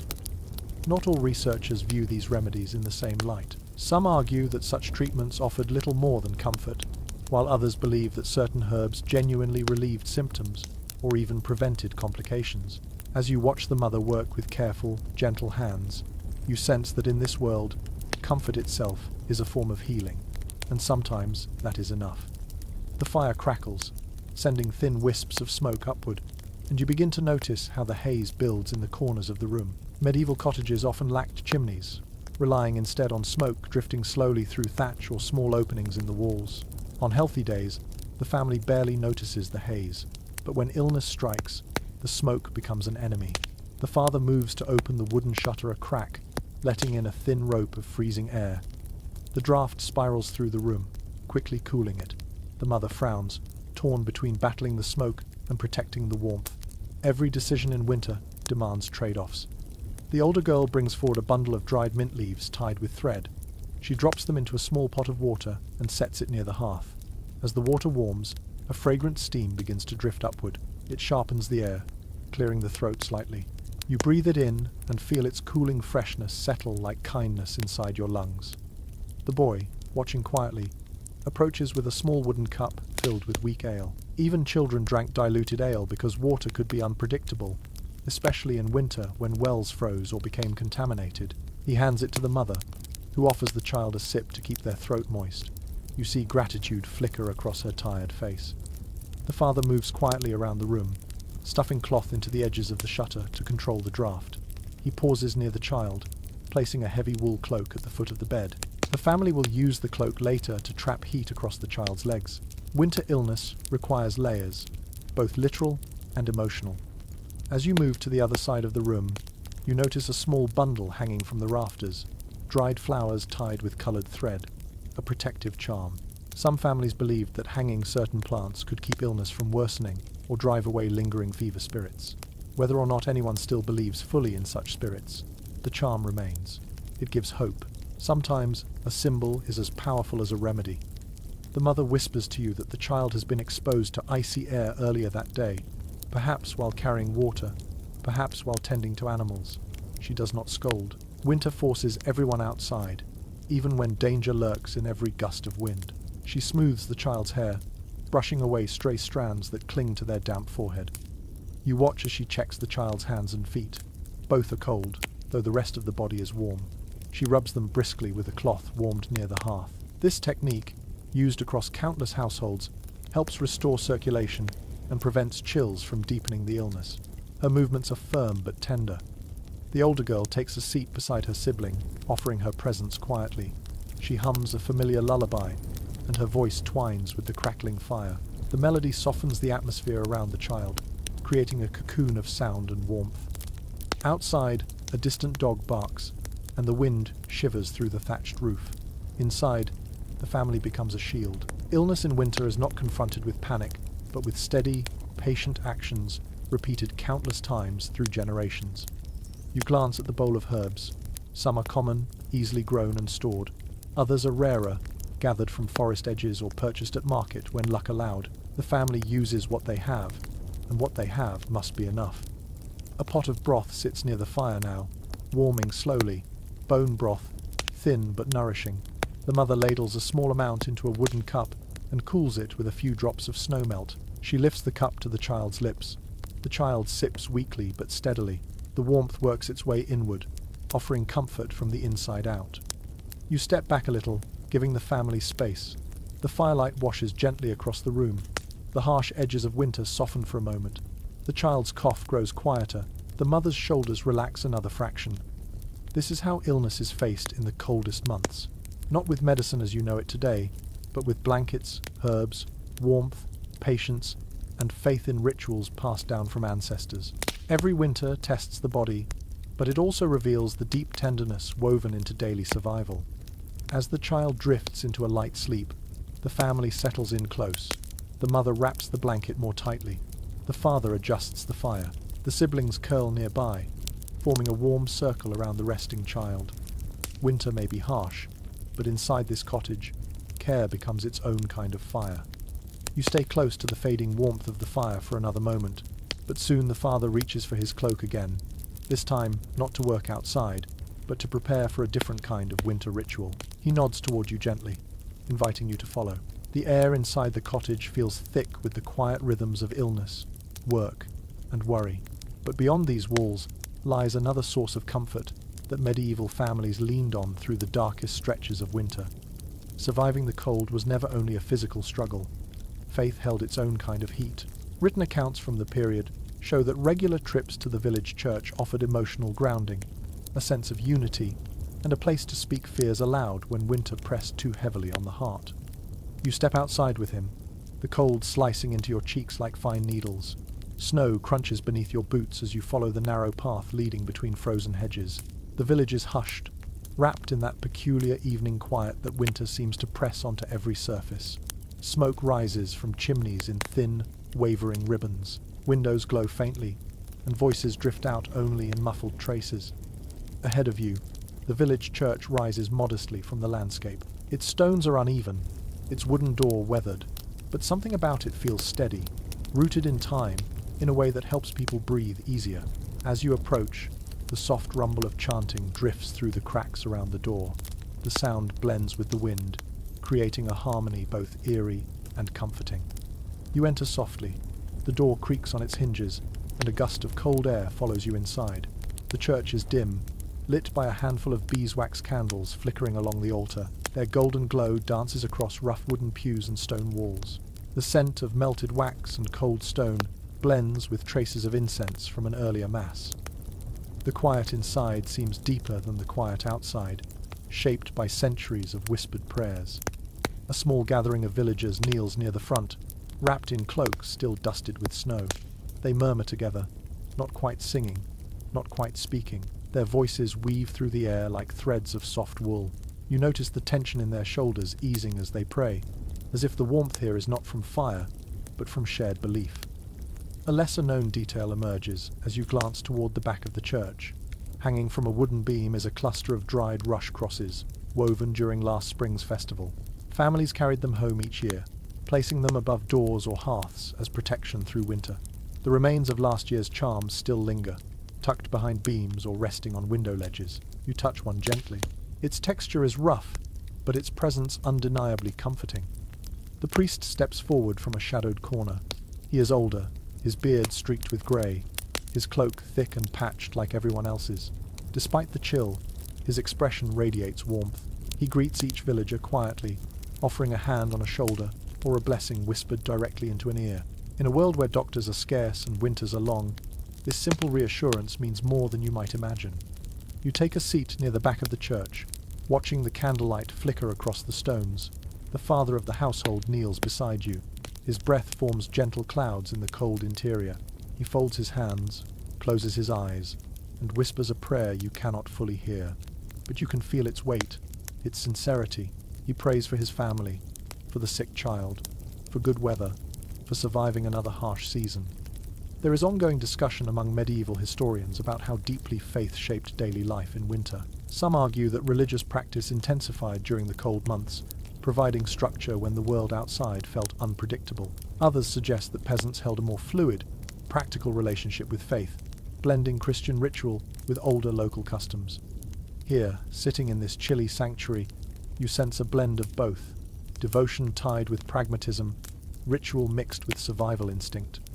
The priest lights another candle and sets it before a small wooden carving of a saint whose features have been softened by centuries of hope and fingertips. Villagers step forward to touch the carving, pressing their palms to the wood. Their breath is shaky at times, laden with unspoken fears. They leave small offerings, a few dried herbs, a braided cord, a carved token. None hold monetary value, but each is a piece of effort and heart. A mother from another household enters, cradling a toddler wrapped tightly in wool. She whispers something to the priest, who nods and traces a blessing across the child's forehead. The child's eyes are heavy with sleep, but their small hand curls trustingly around the mother's cloak. The warmth of the moment softens the edges of the cold stone room. The older girl from your household group arrives a bit later, having stayed behind to watch her younger sibling. She carries a tiny pouch with her, filled with dried lavender. She places it at the foot of a candle stand. Lavender symbolizes calm, purity, hope. Maybe she offers it on behalf of her sick brother or sister, maybe for herself, maybe for the season ahead. The tone of the space shifts as more villagers file in. Some enter alone, their shoulders stooped from long days in the cold. Others come with families, bundled together like small migrating flocks. The priest begins a simple chant, and the congregation answers in low, steady voices. The sound fills the room in gentle waves, warming it from within. Your attention drifts upward to the rafters. Between the beams, small deposits of snow cling where the roof has let in tiny flakes. The wind moans outside, slipping through gaps in the wood, but even that sound feels softer here, tamed by the steady rhythm of human voices. A young boy lights a candle near the entrance, his hands shaking slightly. He lifts the flame to a wick, watching it catch and bloom into a small, steady glow. His face softens in the golden light. It is one small flame among many, but its warmth is undeniable. You listen as the priest speaks quietly. His voice is soft, but carries clarity. He talks about endurance, about the promise of spring hidden beneath the snow, about the strength of community and the resilience of souls that gather through the darkest months. His words are not poetic, but they are steady. They settle into the room like gentle embers. People begin to rise, offering each other nods and murmurs of goodwill. Some share small pieces of news, some check on neighbors' health, some simply smile. In this world, kindness is a kind of currency, and winter is when it is spent most freely. As the villagers drift out into the night, you follow the father back into the cold. The wind wraps around you again, but it feels different now, lighter somehow, less threatening. Behind you, the church stands like a lantern in the snow, its candles flickering through the cracks in the door. Inside, the last traces of chanting fade into silence, leaving behind a warmth made not by fire, but by hope carried from heart to heart. You walk home with the family, feeling that quiet, steady glow travel with you through the winter dark. You return with the father through the snowy path leading back toward the cottage, and by the time you reach the doorway, you can already hear faint voices inside, not tense or urgent, but warm, layered, familiar. The sound of neighbors visiting on a winter evening. When he pushes open the door, a wave of heat escapes and wraps around you, carrying with it the scent of wood smoke and simmering broth. Winter may isolate households physically, but socially, it can draw them together like bees clustering around a shared hive of warmth. Surviving the cold is easier when hands, hearts, and stories gather in the same room. Contemporary village accounts reveal that neighborly visits during the cold months were not mere social niceties, but essential threads of communal resilience. You step inside and find two neighbors already settled near the hearth. One is an older woman, wrapped in a heavy shawl patched with dozens of small squares. The other is a broad-shouldered man whose boots are still dusted with snow. The mother greets them with a tired but genuine smile, her voice soft with relief. You sense instantly how these visits lift the weight of winter off the family's shoulders. The younger children sit close to the visitors, eyes bright, eager for company. The sick child lies still in bed but seems calmer, soothed by the gentle hum of voices and the presence of familiar figures. The older girl pours cups of weak ale for the guests, her hands steady, her gaze polite. The older woman reaches into her shawl and pulls out a small bundle tied with string. Inside lies a handful of dried juniper berries and a pinch of crushed mint, offered as a small healing gesture for the ill child. A kind, simple gift, but meaningful in every way. In many rural communities, sharing herbs and remedies was a sign of solidarity. It was common for women to trade knowledge quietly, slipping remedies to one another during dark months when illness prowled. A curious bit of local custom crosses your mind as you watch her set the herbs beside the hearth. Some villages believed that sharing medicinal plants forged a protective bond between households, strengthening the entire community against winter misfortune. Whether or not such beliefs held power beyond comfort, the rituals persisted across centuries.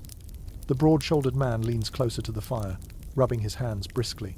His fingers are swollen slightly from the cold, but he smiles widely when the father offers him a seat. They exchange quiet greetings before launching into a discussion about the weather, the condition of the nearby stream, the state of the paths leading to the woods. Their voices weave together like threads of practical wisdom. Not all researchers interpret these winter gatherings in the same way. Some argue they were occasions to share labor, food, and news. Others emphasize the emotional support they provided, especially during years when hunger pressed close. As you listen now, you sense both sides of the argument. These gatherings carry warmth, laughter, plans, and strategy. They lift spirits and ensure survival. The mother offers each visitor a small bowl of porridge from the pot by the fire. It is simple food, but she shares it without hesitation. Generosity in winter becomes its own form of currency. The visitors accept the bowls gratefully, murmuring blessings for the household. You watch the steam rise from their spoons, catching the light like drifting silk. One of the children sits beside the older woman and begins telling her about a rabbit he spotted near the hedgerow earlier in the day. His voice is soft but excited. The older woman listens with patient interest, nodding, smiling, and asking small questions. You see the boy's posture relax, his worries melting into the gentle rhythm of human connection. The broad-shouldered man, warming steadily, begins to share a story from his youth, describing a winter so cold that the village well froze all the way to the bottom. The children gasp, leaning closer, their eyes wide with disbelief. He chuckles at their reactions, rubbing his beard thoughtfully. His tale continues, filled with mishaps, near disasters, and strokes of luck that carried his family through that legendary winter. As he speaks, the firelight dances across the room, illuminating the nodding heads of neighbors who have weathered countless winters themselves. Their laughter slips out softly, their breaths rising in warm currents that push against the cold pressing at the windows. You glance toward the shutters. Frost gathers on them like delicate lace. Outside, the world is rigid and silent, but inside, conversation bubbles gently, softening the sharp edges of the night. A soft knock interrupts the warmth. Another neighbor enters quietly, holding a small wooden box. Inside are a few scraps of beeswax, saved from candle remnants. The family can melt them later to shape a new candle. This is the sort of gift that cannot be underestimated. Light is priceless in winter, especially during the longest nights. He sets the box on the table and steps back, motioning that he cannot stay long. Still, his brief visit leaves the room warmer in spirit. He checks on the sick child, asks after the family's well-being, then returns to the freezing darkness outside. The door closes behind him, and the cottage exhales, gathering the warmth back to its center. Conversation resumes easily. The older woman comments on the herb bundles hanging from the rafters, complimenting the mother's skill. The mother blushes lightly and explains which herbs came from her garden and which were traded at the last market. They exchange small hints for better drying techniques, their voices low, confidential, almost conspiratorial. Knowledge passes between them like bread shared by a fire. Meanwhile, the father and the broad-shouldered man discuss the thinning supply of wood in the forest nearest the village. They talk strategy, which direction is safest to travel tomorrow, which fallen trees are still accessible, which areas have paths packed by last week's travelers. Listening to them, you grasp how deeply survival depends on collaboration. Winter does not favor the solitary. A faint laugh escapes the children as the older girl gently teases her brother about his rabbit story. The boy hides his face in embarrassment, but his eyes gleam with delight. Even teasing becomes a form of warmth. The sick child stirs slightly, waking just long enough to hear the murmured chatter. Their eyes flutter open. The older woman leans close and whispers a blessing into their ear. The child's breathing steadies, their brow relaxing as they drift back into rest. Human closeness does what medicine cannot. You take in the room slowly, letting the atmosphere settle into your senses. Every face here glows with the same flickering firelight.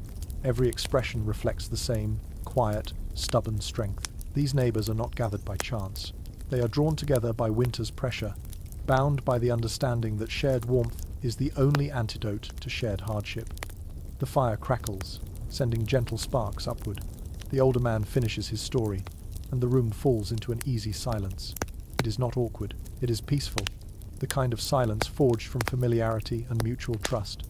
The mother begins clearing the bowls, but the older woman stops her with a soft gesture, taking the bowls herself.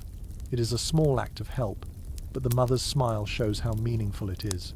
Winter chores never stop, and one less task means precious rest. Eventually, the visitors begin preparing to leave. Cloaks are pulled tight, boots are stamped against the floor, farewells are exchanged, not rushed, but lingering with gentle sincerity. Blessings are murmured again, for health, warmth, and fortune. Once the door closes behind them, the cottage grows quieter. The family remains gathered near the hearth, carrying the lingering glow of companionship. You sit with them, aware that winter's cold grip feels looser now, its edges softened by shared stories, shared remedies, and shared hopes. Tonight, warmth does not come only from fire, it comes from community. You remain seated near the hearth for a few minutes after the neighbors depart, listening to the soft crackle of the fire as it settles into a steady burn. The cottage feels calmer now, as if the visit left a lingering warmth that even the flames cannot fully claim credit for. But soon the mother gestures gently toward the sleeping area, encouraging everyone to prepare for the long winter night ahead. Nights in this season stretch farther than your modern sense of time can easily grasp. They unfold slowly, filled with sounds that shape the experience of medieval winter life just as powerfully as cold or hunger ever could. Accounts from travelers and monastic observers often mention how deeply people listened at night, attuned to every creak, sigh, and distant murmur. The family moves around the room quietly, dousing their candles one by one until only the hearth remains, glowing in soft layers of ember red and flame gold. You watch as the father adjusts the fire with deliberate care, settling two thick logs at an angle so they will smolder through the night instead of roaring too brightly. Too much flame will burn wood too quickly, too little, and the cold will seep into bones before morning. He tests the position of the logs, nods once, and lets the fire settle. The children snuggle into their blankets, each one cocooned in layers of linen and wool. As they settle, the room seems to inhale slowly, drawing itself into a softer, quieter shape. You take your place nearby, letting your body sink into the bedding. The straw beneath you rustles, exhaling a grassy scent preserved from warmer months. The blanket above you holds the faint smell of smoke and lanolin. For a few minutes, the only sound is the shifting of bedding and the tiny hum of the cat as it circles at the foot of the children's pallet. But then, the first night sound arrives. A wooden beam overhead groans softly, adjusting to the changing temperatures. The sound is long and low, like the sigh of an old creature settling in for sleep. You pause, listening, not startled, just attentive. In a house made from living materials, these voices of wood and thatch are as familiar as family members. A faint scraping follows next. Something small moves within the walls, paws skittering lightly across the daub. A mouse, perhaps, searching for scraps or warmth. The cat's ears twitch instantly. It lifts its head, eyes glowing in the firelight, but the sound fades before it decides whether to act. In winter, rodents grow bold, but their presence is tolerated so long as they do not threaten food stores. Your ears remain alert, waiting for another tiny rustle.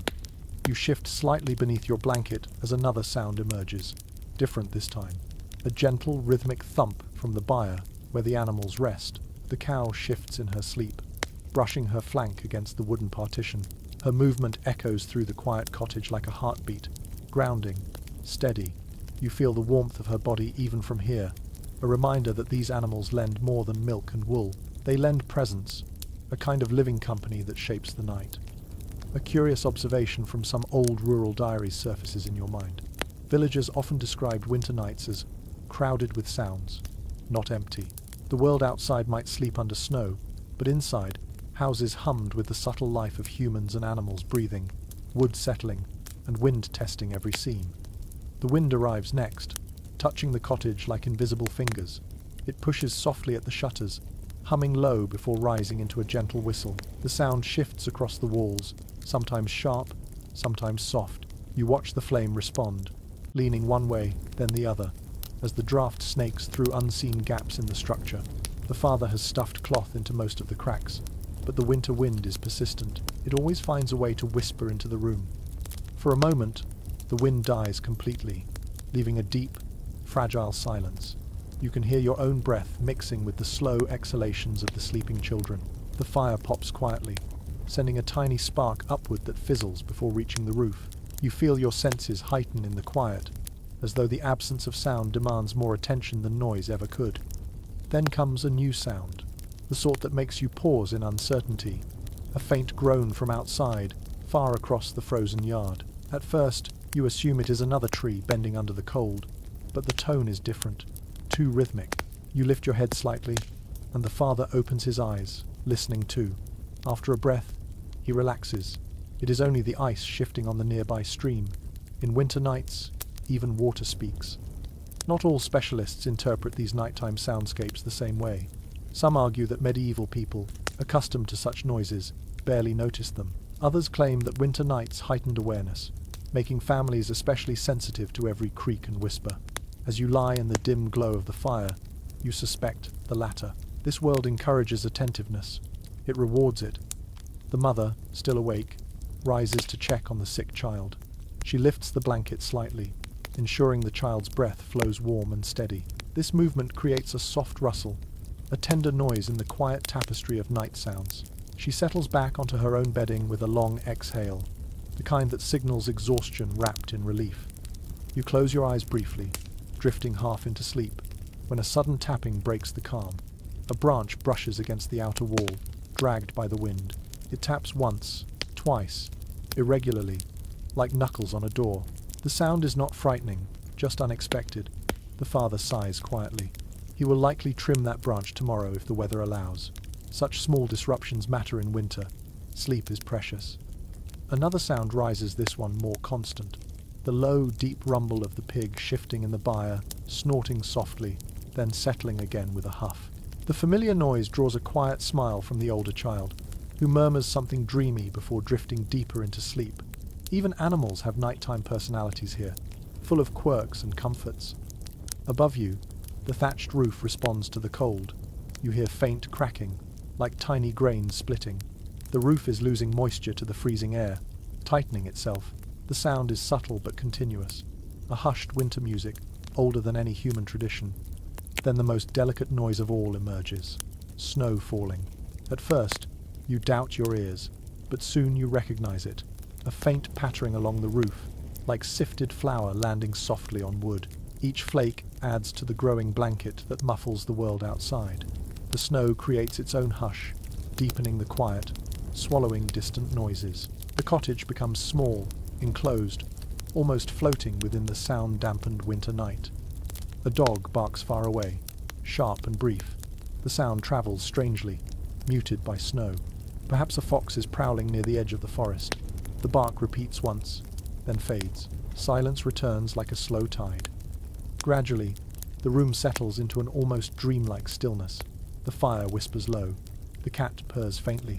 A child sighs softly in sleep. You listen to it all, aware that these sounds form the soundtrack of countless medieval winters. Each noise carries meaning, comfort, warning, memory, life. As you breathe deeply, soothed by the layers of sound, the darkness feels less intimidating. The night becomes a living companion, rather than an empty void. You find yourself sinking into sleep, lulled by the harmony of creaks, breaths, crackles, and whispers. Winter nights hold their own kind of beauty, shaped not by light, but by sound. And tonight, wrapped in warmth and surrounded by these gentle noises, you let your eyes close fully, ready for the next chapter of winter life when morning comes. You wake slowly the next morning, not to sunlight, but to the muted grey that seeps through the shutter cracks. The fire has burned down to embers, glowing faintly like sleepy eyes watching over the room. The cold has slipped back into the air, creeping across the floorboards and whispering along the edges of blankets. You shift slightly and hear the soft rustle of straw beneath you. In the half-light, you notice movement near the hearth. Two small shapes, children, already awake, already working. Their breath forms faint puffs in the chilly dawn as they move with the quiet determination learned from generations before them. It is widely noted in manor records that children in medieval villages contributed significantly to winter tasks, even at very young ages. The youngest boy tugs on his woolen stockings, pulling them up with practiced motions despite the stiffness of the fabric. His fingers fumble once or twice, still clumsy with sleep, but he keeps going. Next to him, his older sister ties a scarf around her neck, the ends frayed from years of use. She smooths the wool with the flat of her hand, then moves toward a small basket filled with tools and scraps of cloth. Even before breakfast, she plans repairs that must be done today. You watch them quietly. Their faces are solemn in the cold, but underneath you see sparks of energy, the kind only children can hold on to in the bleakest season. The older girl kneels beside the hearth and gently stirs the embers with a long stick. She blows softly, coaxing a shy flame to rise. It flickers once, twice, then blooms into a small, steady fire. She sits back, satisfied. Keeping the fire alive is part of her morning duty. If it dies completely, the whole family pays the price in freezing hours and wasted fuel. A small, endearing detail from rural childhood comes to mind as you watch her tend the fire. Some families taught children to warm their hands near the embers and then run outside to fetch kindling before the warmth faded from their fingers. A small race against the cold. Today, however, the siblings seem content to take their time. The boy stands and stretches, rubbing at his eyes. He looks around the room, then moves toward the water jug. When he lifts it, a faint layer of ice cracks inside. He shakes it gently, hearing the water slosh. The ice will melt near the fire soon enough, but he knows better than to spill precious drops. He sets it near the hearth with exaggerated care, as though the jug might shatter if he breathes too hard. Not all experts agree on how much responsibility rested on children during winter months. Some scholars believe their chores were lightened during the harshest cold, while others argue that winter intensified their workload because the family needed every pair of hands. Here, watching these two move through their tasks with routine confidence, it is hard to imagine winter granting anyone an easy day. The girl crosses the room and lifts a small wooden stool. She carries it to the center of the floor and climbs on top to reach a rope of dried herbs hanging from the rafters. With nimble fingers, she plucks one sprig of marjoram and hands it to her brother. He grins, stuffing it carefully into a tiny cloth pouch he wears at his belt. A protective charm, perhaps, or a scent to mask the barn odors he will encounter later. You notice that while the tasks are serious, the children's movements contain a lightness that contrasts with the heavy responsibilities the adults carry. Childhood weaves through winter life, not in the absence of labor, but in the way simple tasks become opportunities for tiny joys. The girl moves to a wooden chest and pulls out a bundle of yarn. She sits cross-legged near the fire and begins winding it around her fingers, creating a neat ball. Her rhythm is steady. She hums under her breath, a small melody that fills the otherwise silent room. The sound blends perfectly with the crackling fire. For a moment, the cottage feels warmer, simply because of her tune. Her brother kneels beside her and begins stitching a tear in his mitten. His stitches are crooked, sometimes too tight, sometimes too loose, but his concentration is fierce. He bites his lip each time the needle snags. When he finally finishes, he holds up the mitten proudly. The girl examines it, nods approvingly, and pats his shoulder. Encouragement takes the place of formal education here. Skills are learned through imitation, patience, and gentle correction. The sick child stirs in the bedding, murmuring softly. The girl rises at once and checks their forehead, just as she watched her mother do the previous night. The gesture is confident, surprisingly mature for someone her age. She adjusts the blanket, tucking it closer around the small body. The boy watches with wide eyes, absorbing every detail. He will repeat these same gestures someday. A faint scratching sound reaches your ears. The girl turns quickly, recognizing it instantly. She grabs a clay bowl from the shelf and sprinkles a few crumbs near the doorway, luring a small hen that has wandered into the cottage seeking warmth. The bird hops over, pecks at the crumbs, and makes a pleased little noise. The children giggle softly. It is a rare moment of play in a season defined by scarcity. The boy, now fully awake, tugs on his boots and heads for the back door. The girl reminds him to wrap his scarf twice around his neck. He complies, rolling his eyes yet grinning. He pulls the wooden latch, and a burst of icy air enters the room as he slips outside to check the byre. His steps crunch across the snow. You follow him out, staying a few paces behind. The morning sky is pale, still half asleep. He opens the byre door and is instantly met by the warm breath of animals inside. One of the cows moos softly in greeting. He answers with an affectionate pat on her flank, then checks the straw, turning it over with a small rake to freshen it. His movements are small, but purposeful. The goat nudges him playfully, nearly knocking him over. He laughs, steadying himself. A moment later, he scoops a little straw and tosses it lightly toward the pig. The pig snorts, confused, and the boy giggles again. Even in the coldest season, children find ways to turn chores into games. A second small detail from period accounts becomes clear as you watch him scatter feed for the hens. Children were often responsible for animal care throughout winter, especially for smaller creatures like chickens and goats. It gave them independence and taught them the rhythms of the farm long before adulthood.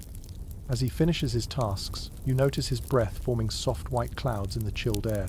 He stands with his hands on his hips, surveying the animals with pride. The roles he plays here, caretaker, helper, guardian, build slowly, day after day. Winter shapes him as much as he shapes the tasks around him. Back inside, the older girl is sweeping the floor with a twig broom, pushing straw and dust into a neat pile. She moves quickly, knowing that warmth depends on keeping the floor clean and dry. The father enters a moment later, brushing snow from his cloak. He nods approvingly when he sees how much the children have already done. The girl beams quietly. The boy, now returning from the byre, stomps his boots loudly, filling the cottage with a lively clatter. Their energy fills the room with a sense of resilience. Even winter seems to soften in their presence. They gather near the hearth for breakfast, their cheeks flushed with cold and accomplishment. The morning porridge is simpler than last night's meal, but they eat eagerly, discussing small details from their chores and whispering about the hen who tried to sneak into the house earlier. Watching them, you realize something important.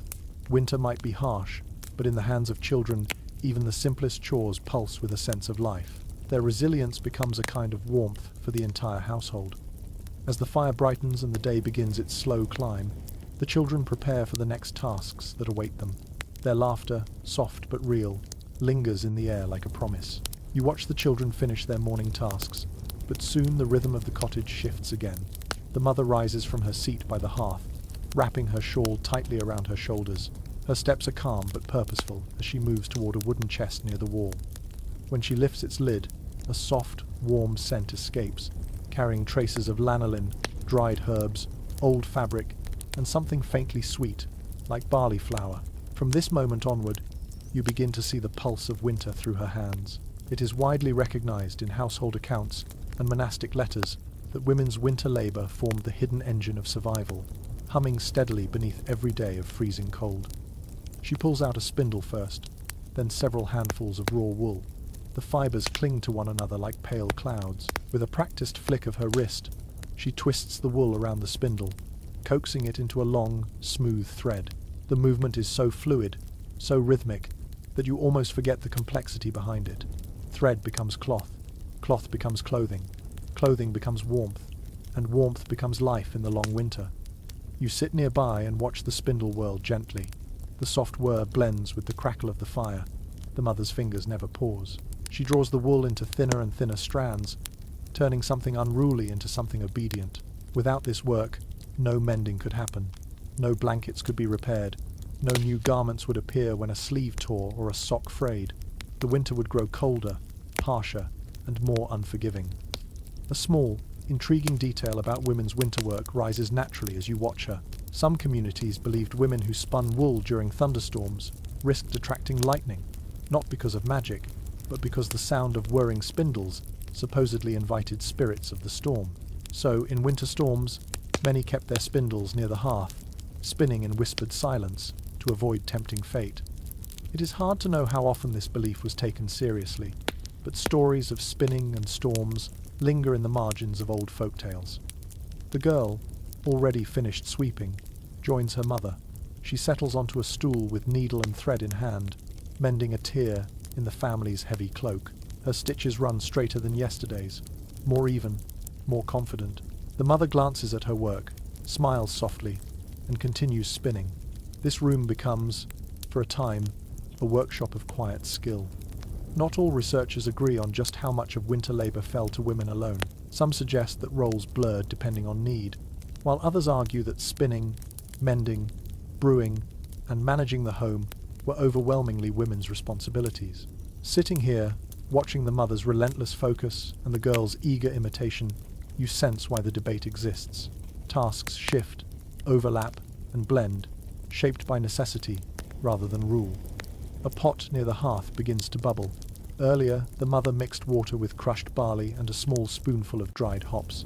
Now the mixture simmers, filling the cottage with a malty aroma. She stands to stir it, keeping her movements slow and careful. This small batch of ale will be mild, barely alcoholic, but it keeps illnesses at bay and warms belly and spirit alike. She pours a thin line of the hot liquid into a cup to test its flavor. Steam curls upward, carrying scents of grain and hearth smoke. Satisfied, she lets the pot simmer. Later she will strain it, cool it, and store it in a clay jug covered with waxed cloth. Beside the fire, she begins kneading a ball of dough next. Her hands press into it firmly, rhythmically, as if releasing tension into the soft mass. Flour is precious in winter, but every few days she bakes a small loaf or two, mixing grains with scraps of cooked peas or dried herbs. The aroma of baking bread will warm the cottage almost as much as the fire does. The girl rises to help, dusting her hands with a pinch of flour. Together, they shape the dough with practiced grace. The boy hovers nearby, watching, perhaps hoping for a warm crust later. The mother taps his nose lightly with a flour-covered finger, and he laughs, his breath puffing in the cold air. Even winter chores hold space for gentle play. Once the dough is set aside to rise, the mother returns to her chest and lifts out bundles of dried plant stems tied with string. She spreads them on the table and begins sorting. Mint for teas, wormwood for sickness, nettle for broth. Every plant has its season and purpose. She arranges them with care, her gestures quiet and precise. In a nearby shelf, she keeps small clay pots filled with salves. She opens one and begins mixing in a bit of warmed fat to soften its texture. The smell is earthy, herbal, and strangely comforting. This salve will soothe cracked skin, prevent frostbite, and calm coughs. She stirs it with deliberate ease, occasionally testing the consistency with her fingertip. You move a little closer, drawn by the warmth of her work. The girl joins you, pointing proudly at one pot she made herself last month. It is filled with beeswax and a bit of honey, perfect for healing small cuts and burns. Her eyes shine with accomplishment. Even in winter, learning continues. A faint scraping outside draws the mother's attention. She checks the shutter, confirming it is secure. Winter winds can pry their way into even the smallest cracks. Once satisfied, she returns to her work table. She takes out strips of cloth from a basket next. Some are old garments cut into usable pieces. Others are lengths of linen saved expressly for emergencies. She snips a few pieces and begins sewing them into small pouches. These will hold herbs for sickness or scented leaves for masking odors. The girl helps by tying tiny strings around the finished bundles. You notice now how every movement contributes to the family's survival. Women's work in winter does not shout, it whispers. It is steady, rhythmic, persistent, like the heartbeat of the home. And without it, the home cannot endure. The mother pauses only once, gazing toward the sick child. She rises to check the child's temperature again, brushing back a strand of hair with tender precision. The girl watches closely, absorbing the gesture. She will carry it into adulthood, repeating it for her own family someday. The mother returns to her tasks, this time pulling out a worn cloak. It needs reinforcement along the seams.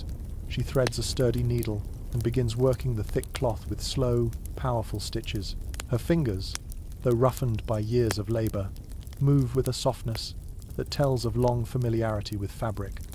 The fire crackles gently, warming her hands between stitches. The glow lights her face, illuminating the concentration in her eyes. These winter hours, spent mending, brewing, spinning, and caring, are not simply tasks. They are offerings, acts of love given without fanfare. After a while, she reaches for a small iron hook and pulls the rising dough closer to the hearth. The loaf is beginning to swell, its surface smoother, its scent fuller. She smiles at the sight. Bread rising on a winter morning feels like a small victory. The girl places finished herb bundles in a clay bowl. The mother nods approvingly. The boy brings another armful of small sticks for kindling. The cottage fills with gentle motion, soft footsteps, the rustle of fabric, the sound of thread pulling through cloth. The day advances without rush, anchored by the steady work of the mother and her daughter. Their labor may not be loud or dramatic, but it is the foundation on which the family stands through winter's long grip. You watch them, deeply aware that in this quiet rhythm there is both strength and peace. You step away from the warm thrum of the household tasks and follow the father as he prepares for his own share of winter labor. He wraps a thick woolen cloak over his tunic, tightens the leather belt at his waist, and lifts a sturdy axe from its peg near the door. His movements are efficient, practiced through years of cold mornings just like this one. In winter, men's work stretches far beyond the fields. Though the soil now lies frozen and unyielding, the duties of maintaining the household, gathering fuel, protecting livestock, and braving the elements fall heavily on their shoulders. Manor rolls and agricultural records frequently note that winter was a season of secondary labor for men, not rest. He steps outside, and the cold greets him like an adversary. The air feels sharper today, with a metallic bite that touches your teeth when you inhale. Frost clings thickly to the wooden fence posts, turning them ghost pale in the faint morning light. The father surveys the yard with a concentrated gaze, counting silently the tasks that lie ahead. First, he heads toward the woodpile. The logs stacked there seem smaller than yesterday, either because the family burned more than expected last night, or because the growing cold has shrunk them in your imagination. The father picks up a piece, weighs it in his hand, and sets it aside. He knows exactly which wood burns fastest, which lasts the longest, and which produces too much smoke to be worth the trouble. He kneels beside a fallen tree limb that broke under the weight of recent snow. With a long-handled saw, he begins cutting it into usable segments. The saw teeth bite into the wood with a rough, scraping rhythm. The sound fills the quiet morning. Your breath forms slow plumes in the air as you watch him work. A fascinating practice noted in countryside traditions emerges in your thoughts as he moves around the woodpile. Men often checked the weight of logs by pressing them against their boots. If the wood felt too damp, they set it aside to dry indoors, near the hearth. This habit prevented excess smoke, which could sting the eyes, coat the walls, and irritate lungs already weakened by winter illnesses. As you observe the father shift from saw to axe, splitting the thicker logs with clean, powerful strikes, it becomes clear how deeply these skills are etched into him. Each swing seems perfectly measured, not too hard, not too soft. He knows the grain of every type of wood, understands how to read the cracks and pressure points, and adjusts his angle with instinctive precision. The crisp sound of splitting wood rings out across the frosted yard, promising warmth for another day. Behind you, the boy appears with a bundle of cord. He helps collect the newly cut logs, stacking them neatly against the wall. The father nods at him, occasionally offering a brief word of instruction. Their interaction is quiet but full of trust. Layer by layer, winter teaches the boy how to one day shoulder these same tasks. Not all historians agree on how heavily winter burdens fell on men compared to other seasons.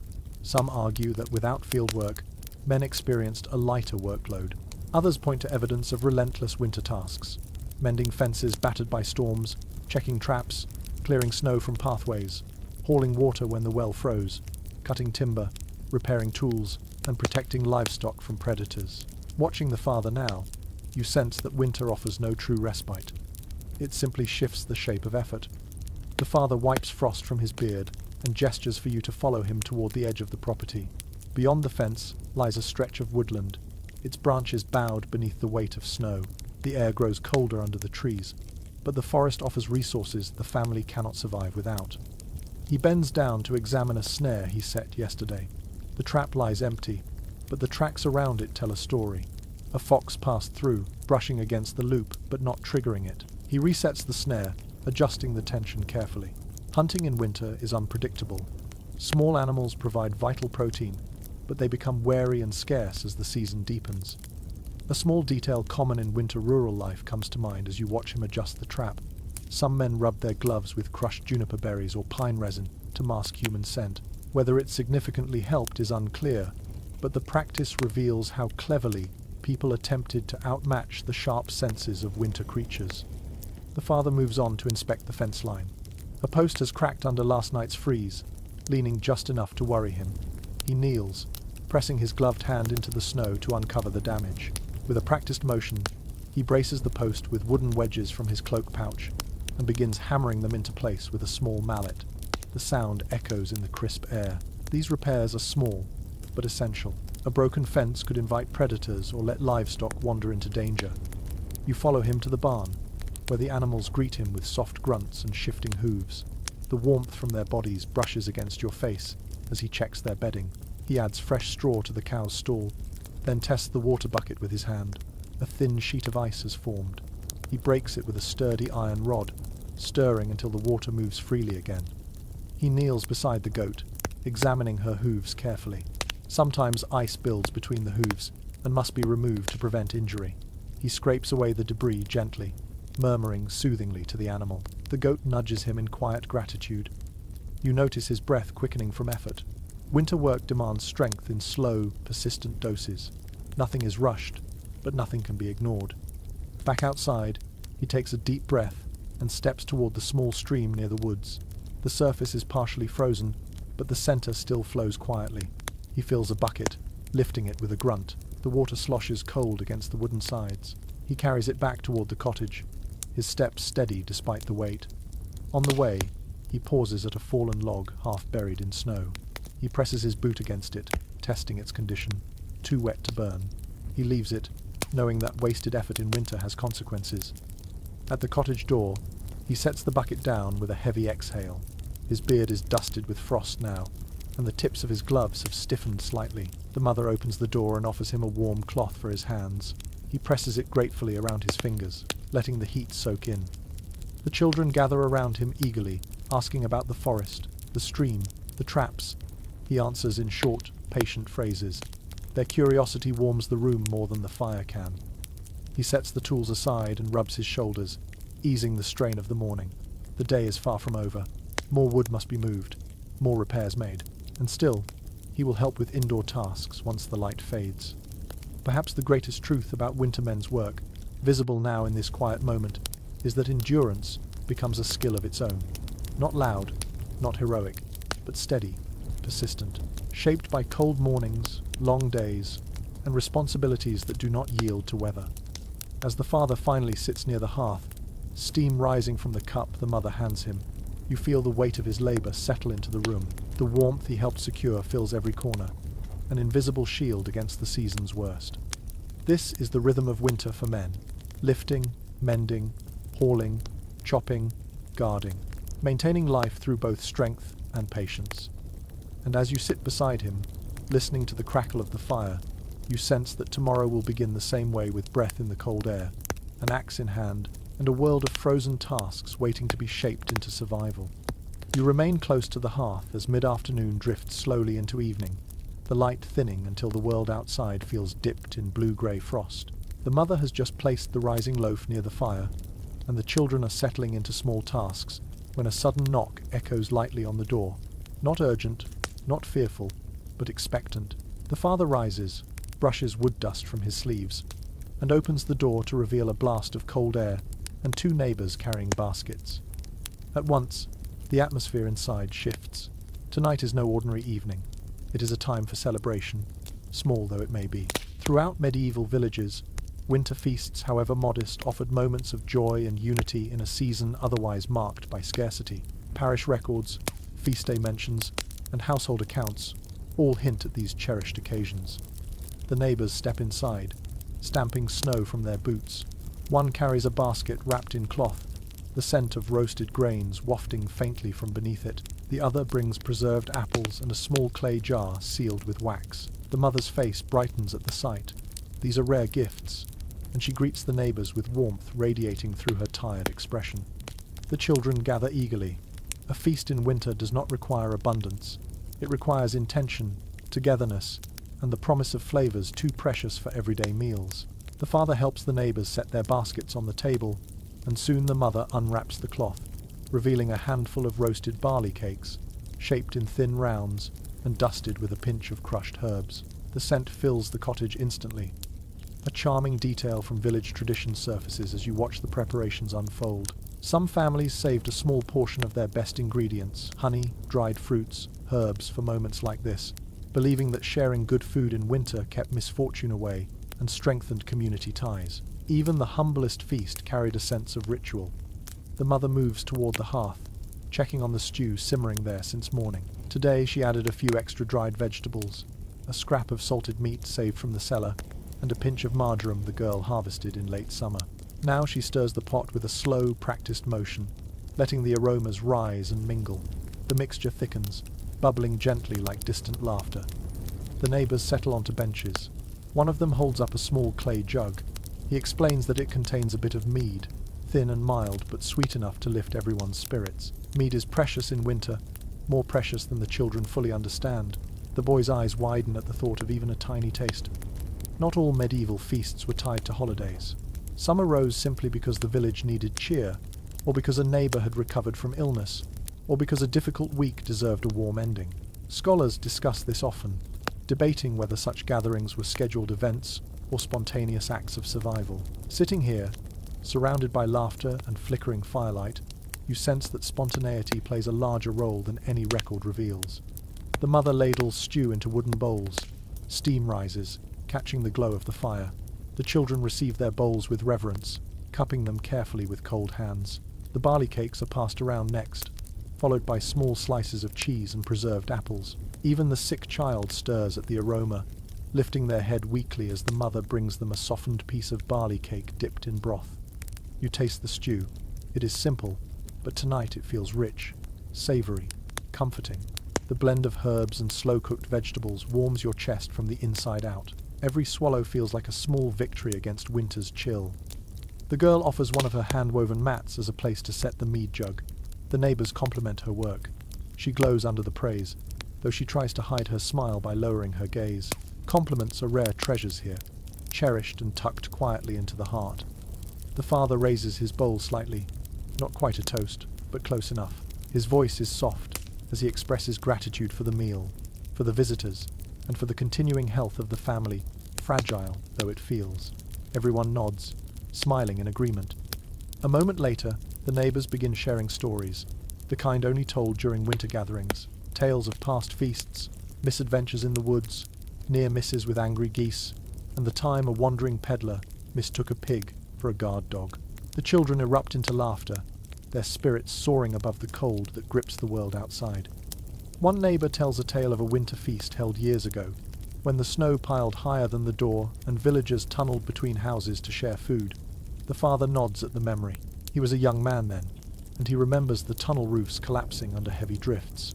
The storyteller admits he may have exaggerated the height of the snow, but no one challenges him. Winter tales grow taller with time. As the laughter settles, the girl rises to sprinkle a pinch of dried lavender into a small clay bowl near the hearth. She explains shyly that the scent helps calm nerves, especially during gatherings.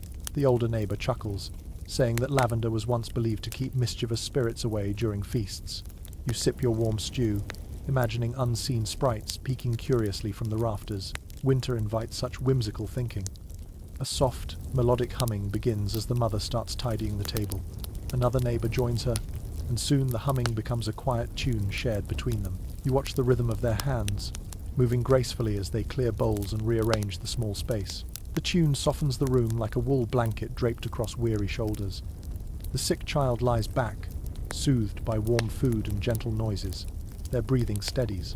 The mother checks on them once more, brushing their hair aside before returning to the fire. The father pours a small amount of mead into wooden cups. Not much, just enough for a shared sip. The sweetness touches your tongue like a memory of summer, light and fleeting. The children toast with their cups of warm broth instead, tapping gently as if participating fully. Outside, wind pushes snow against the shutters, but the cottage does not yield. Tonight it is fortified by more than wood and daub. It is strengthened by warmth shared among friends, by stories, by laughter, by the breaking of bread. The neighbors linger a while longer. The boy shows them his carefully mended mitten.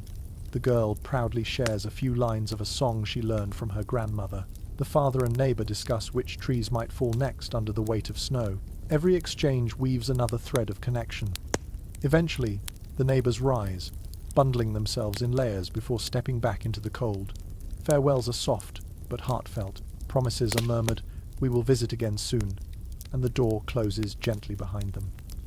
Silence returns, but it is a warm silence, glowing from within. The children sit close together, their cheeks flushed from food and excitement. The mother stirs the last of the stew, saving it for tomorrow's midday meal. The father rests his hands on the table, tired but content. A winter feast does not erase hardship. It does not shorten the long season, but it reminds the family of something essential. Winter does not win easily when people share warmth, stories, and small joys. Tonight, the hearth glows a little brighter, and so do the hearts gathered around it. The next morning arrives with a pale, watery light that barely touches the frost-covered roofs of the village. You step outside with the mother and father as they prepare for the weekly winter market day, one of the few chances for villagers to gather supplies, trade goods, and exchange news. Markets in winter might sound impractical, but early account books and merchant letters indicate that these chilly gatherings were essential for survival. They linked scattered households into a fragile network of goods and goodwill, even when snow made travel difficult. The air is sharp enough to sting your skin, and each breath feels like inhaling powdered ice. Snow crunches beneath your boots in deep, crisp layers. The father pulls a small hand sled behind him, its wooden runners gliding smoothly over the hard-packed path. The mother carries a woven basket, its handle wrapped with cloth to keep her fingers from freezing to it. Inside are the goods they plan to trade. A small bundle of herbs, a few skeins of newly spun wool, and a pair of mended gloves that the daughter crafted with great care. The boy trots beside them, bundled so tightly in wool and linen that he looks almost spherical. His eyes shine with excitement. Market days are not chores, they are adventures, even in winter. As you make your way along the narrow, snow-lined lane, more villagers join the path. Cloaks billow in the cold breeze. Boots slip slightly on icy patches. Dogs trot between feet, leaving quick, delicate prints in the snow. Despite the harshness of the season, there is an undercurrent of anticipation in every step. A small custom noted in many rural accounts drifts through your mind as you walk. Families often sprinkled crushed rosemary or juniper at the cottage threshold before leaving for market, believing it protected them during the journey. You spot faint green flecks near several doorways. Even in winter, old rituals remain alive. The path to the market widens as it approaches the village square, which sits slightly elevated to avoid flooding during thaw seasons. Today, it is covered with packed snow, polished smooth by dozens of boots. Wooden stalls stand like skeletal frames, their roofs thick with frost. Merchants have begun setting up tables, arranging their goods carefully to keep them from freezing. The mother greets a woman selling dried legumes. The two exchange a few words and compare their wares. The legumes are firm, pale, and clean. The mother inspects them with practiced eyes, testing their hardness with her fingernail. Satisfied, she offers a small skein of wool in trade. The merchant considers, then nods. The exchange is quick, but fair. You drift toward a stall filled with pottery. Clay bowls, jugs, and pots sit in rows, their surfaces etched with simple patterns. The potter stands behind the table, rubbing his hands together for warmth. He has brought sturdier wares today, ones less likely to crack in cold weather. The father examines a clay jug with a thick rim and nods approvingly. The price is too high for purchase, but the admiration is genuine. Not all historians agree on how vibrant winter markets truly were. Some argue that poor weather reduced attendance, while others point to evidence of lively trade, even in harsh seasons. Here, watching villagers form clusters around stalls, haggling, laughing, and sharing updates, you feel the winter market pulse with life. Children run about, chasing one another through the snow while their parents negotiate over grain or cloth. A group of older villagers huddle near a stall selling warm broth, cupping their bowls and inhaling steam as though drinking warmth itself. The scent drifts toward you: onions, cabbage, a hint of pepper. You feel it warm your nose before it reaches your stomach. A travelling peddler arrives, pulling a cart filled with small metal goods: knives, needles, hooks, buckles. His face is windburned, his boots battered. He sets up quietly, and villagers approach immediately. Needles break often in winter. Hooks and buckles go missing. Small tools are worth their weight in warmth. The mother inspects a set of metal buttons. Their shine is dulled by age, but they are sturdy. She offers dried herbs in exchange. The peddler eyes the herbs curiously before agreeing. Herbs are valuable during long cold months. He tucks them into a pouch with a grateful nod. Near the center of the square, a woman sells candles made from tallow and precious beeswax. Her stall glows with gentle light. The children stare, mesmerized by the golden flicker. The mother, understanding the need for caution, lets them admire but not touch. Candlelight is treasured in winter. Each wick represents hours of labor and careful storage. You step closer to a small group gathered near the well. They are sharing news. Stories flow like the thin winter sunlight. Someone mentions a wolf spotted near the northern woods. Another speaks of a distant village struggling with frozen wells. A man announces that a traveling monk passed through earlier in the week, offering blessings and advice on preserving food longer.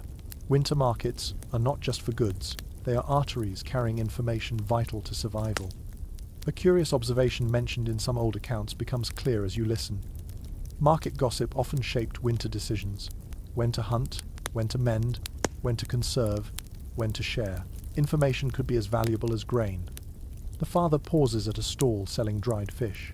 He inspects a piece closely, checking for signs of spoilage. The fish is stiff, salted heavily, and still fragrant. The merchant offers a modest trade. After a moment of thought, the father exchanges a bundle of small wooden dowels he carved earlier in the season. The trade completes smoothly. Dried fish will add variety to the family's steady but predictable winter diet. The boy tugs at your sleeve and points to a stall selling carved toys. Tiny wooden animals line the table, their shapes simple but charming. The boy stares longingly, but he knows toys are a rare indulgence in winter. The carver notices his gaze and quietly hands him a small wooden bird. A gift, a kindness. The boy beams, clutching the bird as if it were carved from gold. Nearby, The girl approaches a stall offering coloured thread. Her eyes widen at the bright hues: deep blue, rusty red, moss green. The merchant smiles and lets her touch a skein. She turns to her mother, who gently shakes her head. The coloured thread is too costly, but the girl's brief joy adds a spark of warmth to the chilly air. As you walk the perimeter of the market, you notice a group of villagers gathered around a fire pit built in the centre of the square. They warm their hands and share jokes. A man roasts chestnuts, handing them out in exchange for small favours or shared stories. The shell cracks beneath your fingers as you peel one. The nut inside is sweet and soft, warming your mouth instantly. The crowd thins as the sun begins its slow descent, and the cold intensifies. People gather their goods, pull their cloaks tight, and begin the journey home. The market square quiets, its early bustle settling into a gentle hush. You help the family pack their trades onto the sled. The mother's basket is fuller now. Legumes, metal buttons, a small jar of dried berries, and a few other precious items. The father's sled holds the dried fish and a bundle of straw mats purchased cheaply from a neighbour who wove too many this season. As you make your way back along the snow-covered path, you hear laughter drifting from behind you, children racing home, villagers calling farewells. The winter sky softens into a shade of lavender, and smoke rises from chimneys like threads of ink. By the time you reach the cottage, your boots are dusted with fresh snow. The mother sets the basket on the table, and the father stores the new supplies carefully near the hearth.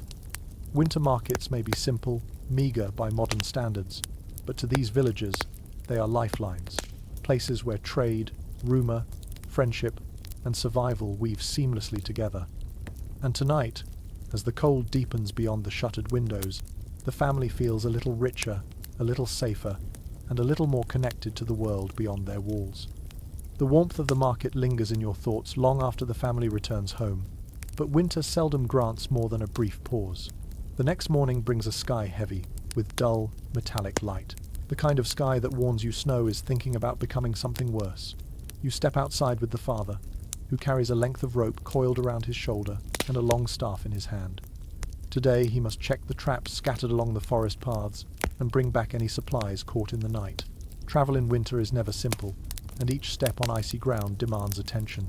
Accounts from medieval travellers often describe winter journeys as deceptively dangerous, less because of storms and more because silent hazards lurked beneath every layer of snow. You pull your cloak tighter against a thin wind that slices across the landscape. The boy follows you both, eager yet cautious. His boots crunch rhythmically in the fresh crust of snow.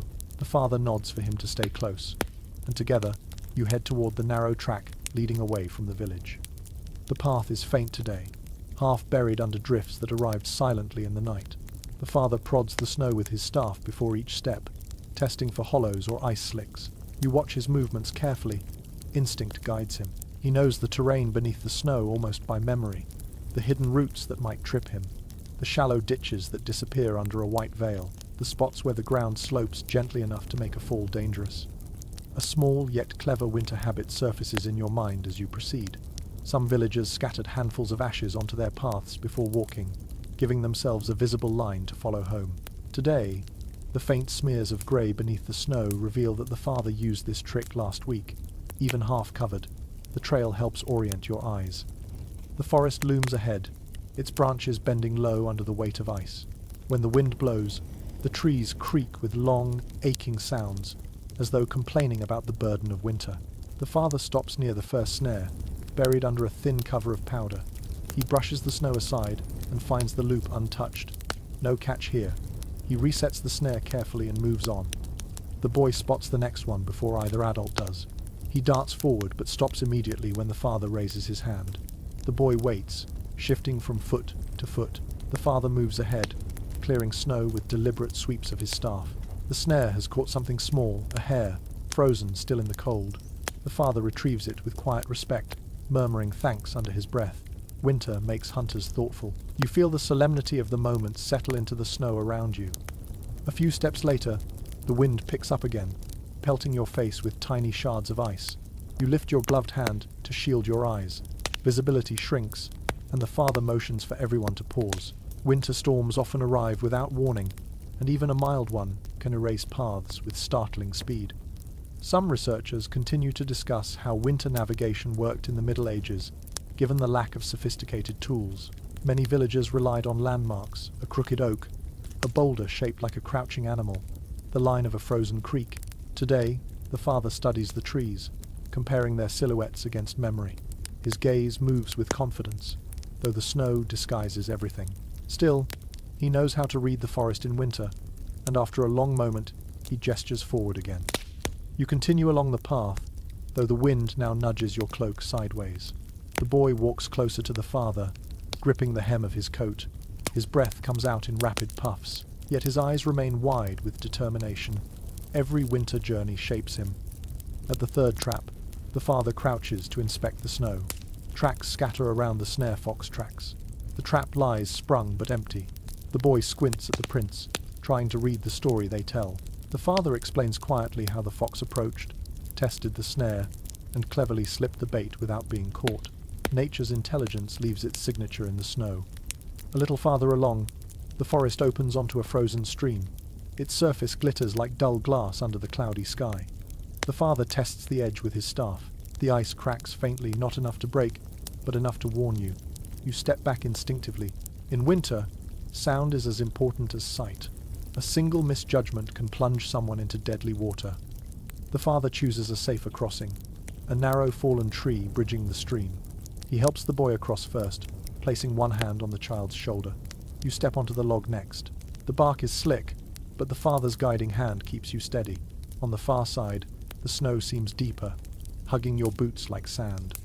A nearby hillside is dotted with hoarfrost, delicate crystal structures clinging to twigs and grasses. The boy brushes his fingers along them, watching the crystals break apart in tiny bursts. Even in hardship, winter offers moments of beauty that spark wonder. As you continue, the soundscape shifts. The wind falls silent, replaced by distant bird calls. A crow caws harshly from a high branch, shaking loose a cascade of snow. The boy jumps as the snow hits the ground with a muffled thump, then laughs quietly. Fear and amusement weave together during winter journeys. You soon reach another set of traps. One contains a small mound of feathers, likely a bird that escaped. The father resets it with practiced efficiency. Another trap nearby remains untouched, its loop still perfectly formed above the snow. You notice deep footprints here, larger than any you have seen so far. The father kneels, brushing aside the powder. A deer passed through recently. The tracks are fresh. He touches them gently, considering their direction. Then he rises, shakes his head, and continues forward. Hunting deer in deep snow is nearly impossible without risking safety. The family will rely on smaller catches. A faint drizzle of snow begins to fall. Not thick, but constant. It blankets your shoulders and settles into the creases of your cloak. The boy sticks out his tongue to catch a few flakes and grins, despite the cold creeping into his boots. Soon, you reach the outer limit of the family's trap line. The forest darkens here, dense and quiet. The father approaches the final snare carefully, brushing the snow aside. This one holds another hare, smaller than the first, but still precious. The father ties it securely to the sled, murmuring thanks once again. The return journey begins, and though the path is familiar, it feels heavier now that the wind has returned. This time it pushes from behind, urging you onward. Snow falls more thickly, softening the edges of the world. The father checks behind him frequently to ensure the sled doesn't tip. By the time you reach the stream again, the log bridge is buried under a fresh layer of snow. The father clears it with his staff and guides everyone across. Your breath deepens, fogging in the cold air. The village roofs appear through the curtain of snow like small islands rising from a white sea. Relief spreads quietly through the group. Inside the cottage, the mother greets you all with warm hands and a warm smile. She helps remove the snow-heavy cloaks and leads the boy to the hearth. The hares are placed on a table where she can prepare them later. The father shakes snow from his boots and rubs his hands near the fire, the red glow reflecting in his tired eyes. Traveling through winter is no simple errand. It demands awareness, strength, and humility. One wrong step can turn routine into danger. But today, the family returns safe, with food in hand and stories to share. You settle near the hearth, still feeling the cold in your bones. Outside, snow continues to fall, quietly erasing tracks and softening the world again. But inside, warmth gathers, and the memory of the snowy path lingers like a footprint in your thoughts.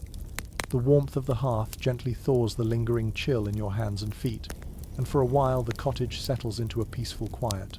But as evening comes on, the mood in the room shifts. Not toward fear, but toward a kind of alert attentiveness that medieval winters often carried with them. The dying light paints long, trembling shadows across the floor, and the wind outside whistles softly, threading itself through narrow gaps in the wall.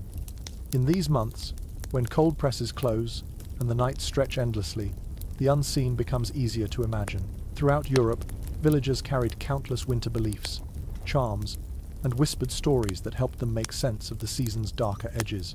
Folklorists today often remark on how winter heightened the need for symbols of protection. The children sit closer to the fire tonight, their eyes reflecting the glow like polished amber. The mother brings out a small bundle of dried plants tied together with red thread. She hangs it near the door. The boy watches with interest, recognizing the gesture. This small charm, made from rosemary, yarrow, and a sprig of bay, is meant to invite good health and ward off misfortune. It is simple, but symbolic. Once it is in place, the girl retrieves a small clay bowl from the shelf. Inside it rests a mix of crushed lavender and mint. She sprinkles a pinch onto the hearthstones, where it releases a faint, pleasant aroma as it warms. The mother says it refreshes the house. The girl repeats the phrase with quiet pride. A local tradition recorded in a few scattered manuscripts drifts into your mind. Some households believed that refreshing scents kept wandering winter spirits from lingering near the home. Whether or not people believed fully in such spirits, the comforting smell must have brought a sense of calm during long, cold nights. The father takes a wooden carving from a niche in the wall. It is a small figure, possibly representing a saint or an older symbolic protector. Its surface is smoothed by generations of handling. He places it near the window, facing outward, as though watching for danger. He does this without ceremony, like a daily gesture carried into old habit. Not everyone in history interprets these customs with the same seriousness. Some scholars argue that such practices were casual folk habits passed down without deep meaning, while others insist these rituals carried profound emotional weight. Sitting in this cottage, watching them unfold quietly and naturally, you sense that meaning lies somewhere in between. Part comfort, part tradition, part belief, part habit, woven together as tightly as wool thread. A soft knock suddenly jolts the room. The boy gasps. The girl tenses slightly, but when the father opens the door, it is only a neighbor returning a borrowed pot. Still, the momentary suspense reveals how easily winter's quiet amplifies every sound. The neighbor steps inside just long enough to warm their hands near the fire. They mention seeing a strange flicker of light near the forest's edge. Perhaps another traveler, perhaps nothing more than moonlight on snow. The father listens thoughtfully. In winter, even small oddities spark curiosity. After the neighbor leaves, the mother begins telling a story while she works near the table. Her voice is low, rhythmic, almost like chanting. It is customary in some villages for parents to share winter tales in the evenings, partly to entertain, partly to teach caution. Tonight, she tells of a figure said to roam during deep winter nights, a woman dressed in white, whose footsteps never leave prints in the snow. She is neither threat nor guardian, depending on whom you ask. The girl listens with rapt attention, sitting perfectly still. The boy tries to appear brave, but keeps glancing at the shadows behind the hearth. Another type of winter belief comes up as the tale ends. The girl mentions that her grandmother once said the wind carries voices on nights like this. The father chuckles gently, ruffling her hair. He does not dismiss the idea outright. In this world, it is common to entertain a little mystery. The line between superstition and metaphor is thin, shaped by long nights and older stories. The sick child stirs softly, waking just enough to listen. The mother soothes them with a touch, then hums the final lines of her story until the child drifts back into sleep. Her voice seems to knead the air into something softer. Outside, the wind changes direction. It blows in a low, steady moan that wraps around the cottage like a distant chant. The father rises to check the shutters, pressing cloth more tightly into the seams. The girl helps by securing a wooden peg he had loosened earlier. When the wind cries louder, both children pause, exchanging a quick look. The boy whispers that maybe the wind is warning of snow. The father nods, saying the old-timers believed wind like this means the weather is deciding something. He returns to the table and retrieves a small pouch filled with coarse salt. Some villages place salt near thresholds or windowsills in winter, not only to keep moisture away, but also as part of symbolic protection rituals. Tonight, The father sprinkles a pinch near the door. The gesture is quiet and unremarkable, but even you feel its calming effect. A faint tapping on the roof draws your attention upward, perhaps snow sliding from the thatch, perhaps a small animal seeking warmth. The children huddle closer to the fire. Your senses heighten in response to the layered sounds. The wind, the soft drumming above, the shifting beams, the fire whispering against the logs. The mother resumes her work, now lighting a small tallow lamp. She places it on a low shelf. The flame steadies, the shadows flickering on the walls, reducing the strangeness of the room. The boy leans forward, watching the flame carefully. It glows golden, filling the air with a faint scent of melted fat. You sense that winter beliefs thrive not because people are fearful, but because the season invites wonder. Long nights encourage imagination. Strange sounds echo more sharply. Dim light creates shapes that appear alive, and the moments of uncertainty spark stories that pass from elders to children, becoming threads that stitch communities together. The girl sits with her hands folded, thinking deeply. She finally asks the father whether snow can listen. The father smiles, saying that snow listens only to footsteps and remembers their warmth. The mother laughs softly, adding that the snow also remembers kindness. Whether spoken in jest or belief, the words soothe the room. As the evening deepens, the family begins their quiet rituals for rest. The mother checks the herbs above the door. The father ensures the carved figure remains steady by the window. The children wrap themselves in blankets with practiced movements. The fire glows low, but steady enough to see everyone's faces soften in its light. Outside, the wind settles into a gentle murmur. Inside, the cottage feels wrapped in protective calm. Superstitions, traditions, charms, and whispered tales all weave together, forming a subtle armor against winter's long night. You settle down too, realizing that belief, whether symbolic or sincere, brings warmth of its own. And tonight, every tiny ritual feels like an ember glowing in the dark. Morning arrives without ceremony, just a slow brightening of pale winter light pressing through the shutters. The family stirs gradually, warming stiff fingers near the small flame the mother coaxed from the embers. Breakfast is simple today, just leftover stew thinned with water, but it is enough to steady everyone for the tasks ahead. When the father stands and reaches for his cloak, the older girl joins him almost immediately. Today they must track the daylight carefully. In winter, time itself becomes something slippery, fragile, easily lost. Medieval households managed their days not by clocks, but by sun, shadows, habits, and the subtle cues woven into daily rhythms. Writings from monastic communities often describe how deeply people relied on natural signs to navigate their long, cold months. You step outside with them, inhaling the sharp morning air. The sun hangs low, weak as a candle behind a thin veil of clouds. Its light stretches long shadows across the snow, turning the landscape into a quiet mosaic of white and silver. The father pauses, squinting at the sky. He reads its faint color to judge the hours he has before dusk. A pale yellow wash near the horizon suggests a short day ahead, perhaps snow later. He nods to himself, calculating silently. The girl watches him closely, trying to understand what he sees. He points toward the distant tree line, explaining that when the sun rises barely above those trunks, the day will end early. She nods, absorbing the lesson. It is not an academic explanation. It is practical wisdom, passed from one winter to the next. A small, charming bit of seasonal custom drifts into your mind as you watch them study the light. Some villagers believed that if their shadows appeared long and clear in early morning, the day would remain calm. If shadows were blurred or missing, weather might shift suddenly.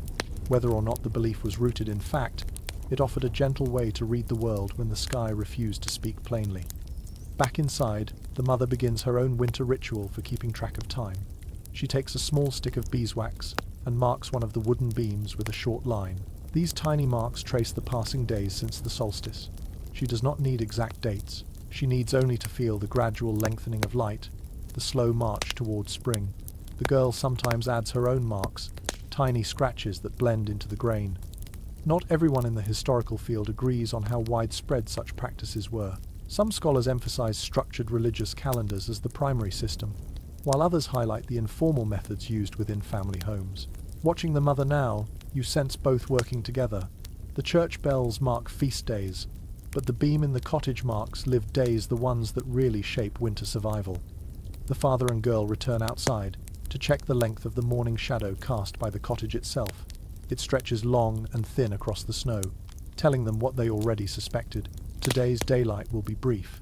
The father taps his staff on the snow and begins measuring the approximate path of the sun in his mind. He will need this knowledge later, when chores pull him farther from home. The boy emerges next, rubbing his sleepy eyes. He struggles to judge the time in winter, since the sun barely moves across the sky. The girl crouches and draws a simple line in the snow, showing how she guessed the time yesterday. The boy grins, then draws his own line beside it, crooked, but enthusiastic. She corrects him gently, guiding his hand. In the distance, the church bell rings a low, steady tone. It marks the second hour after sunrise, a signal villagers rely on, even through thick snow. The sound carries like a deep hum across the frozen landscape. Shopkeepers, shepherds, and travelers adjust their tasks instinctively. A farmer trudges past with a pair of buckets. He greets the family and comments on the quality of the morning light, speculating whether the day will hold or collapse into storm by evening. The father replies thoughtfully. Their exchange is brief but meaningful, a shared attempt to read the day before it unfolds. Inside the cottage again, the mother lights a tallow candle marked with faint notches carved along its side. These marks tell her roughly how long it will burn. Not all candles are used for timing, but this one's purpose is special. She lights it on days when the family must keep track of tasks with more precision.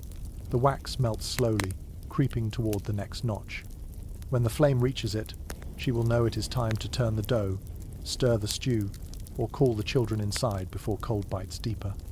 You watch the flame flicker, casting dancing patterns across the walls. The candle is both timekeeper and comfort. A low whistle of wind passes through the eaves. The boy glances up, wondering if it means the day is shifting. The father reassures him that wind alone does not decide the hours. Only the sky does. The boy nods, filing the lesson away. Meanwhile, the girl takes a bundle of sticks outside and arranges them in a small row. She places them at an angle she observed from her father, a makeshift snow sundial.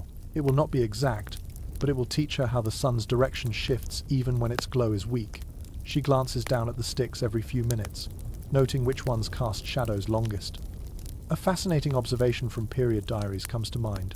Some villagers used the shapes of shadows on their house doors to guess the time of day, even when the sky felt nearly colorless. The wooden latch might carry a narrow shadow at midday or a thick one near dusk.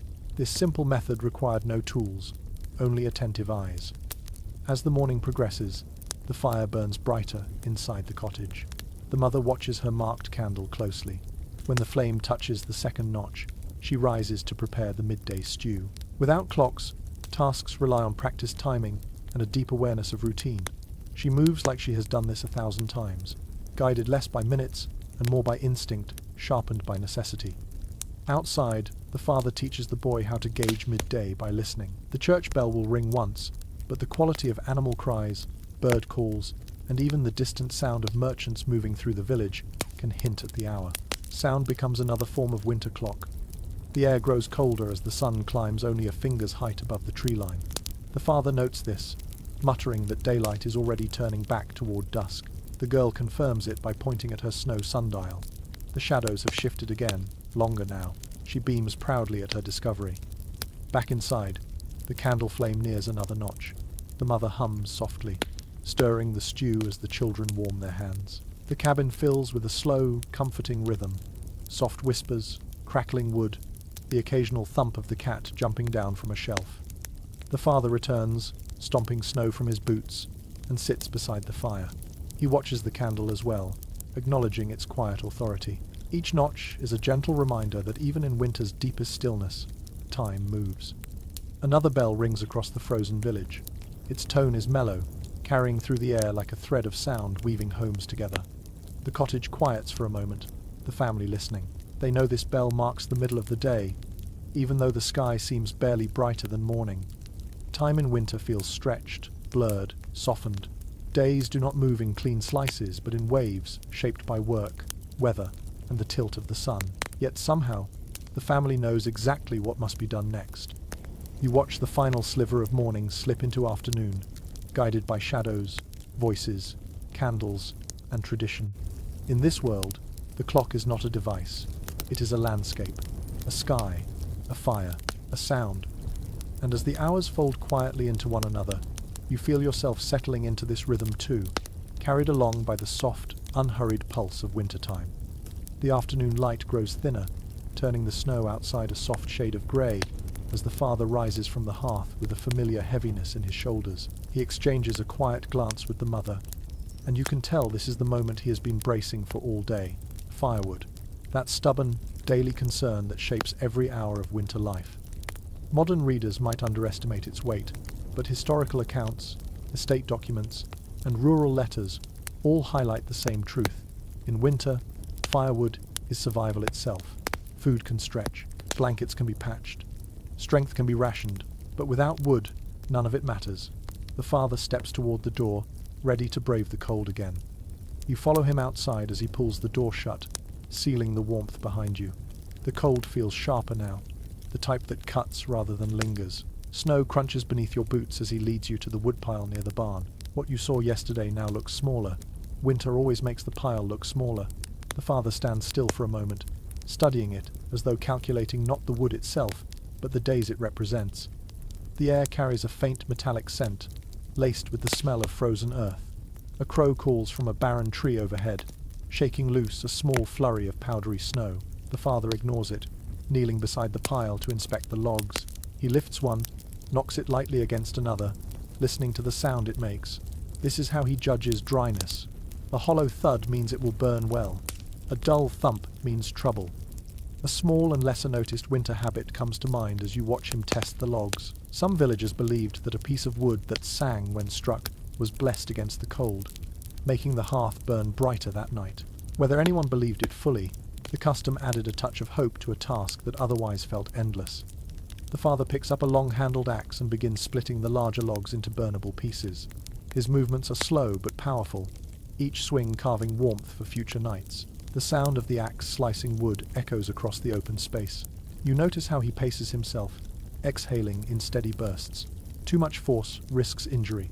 Too little risks inefficiency. Winter rewards balance. Not all historians agree on whether wood shortages were constant or seasonal. Some regions had plentiful forests, while others struggled, especially when landlords imposed restrictions on gathering fallen branches or cutting dead trees. Watching the father work, you sense the anxiety woven into his movements. Every log is precious, even here where trees line the horizon. The boy emerges from the cottage to help, bundled thickly in his wool layers. He carries a smaller hatchet, clearly too light for serious chopping, but perfect for trimming bark or evening the edges of split logs. He moves with enthusiasm, eager to contribute. The father gives him a nod of approval. In winter, learning to manage firewood becomes as essential as learning to speak. Together they work in a slow, synchronized rhythm. The father splits. The boy clears the chips. You help stack the finished pieces in tight rows, ensuring air can circulate between them. Stacking wood is an art in itself.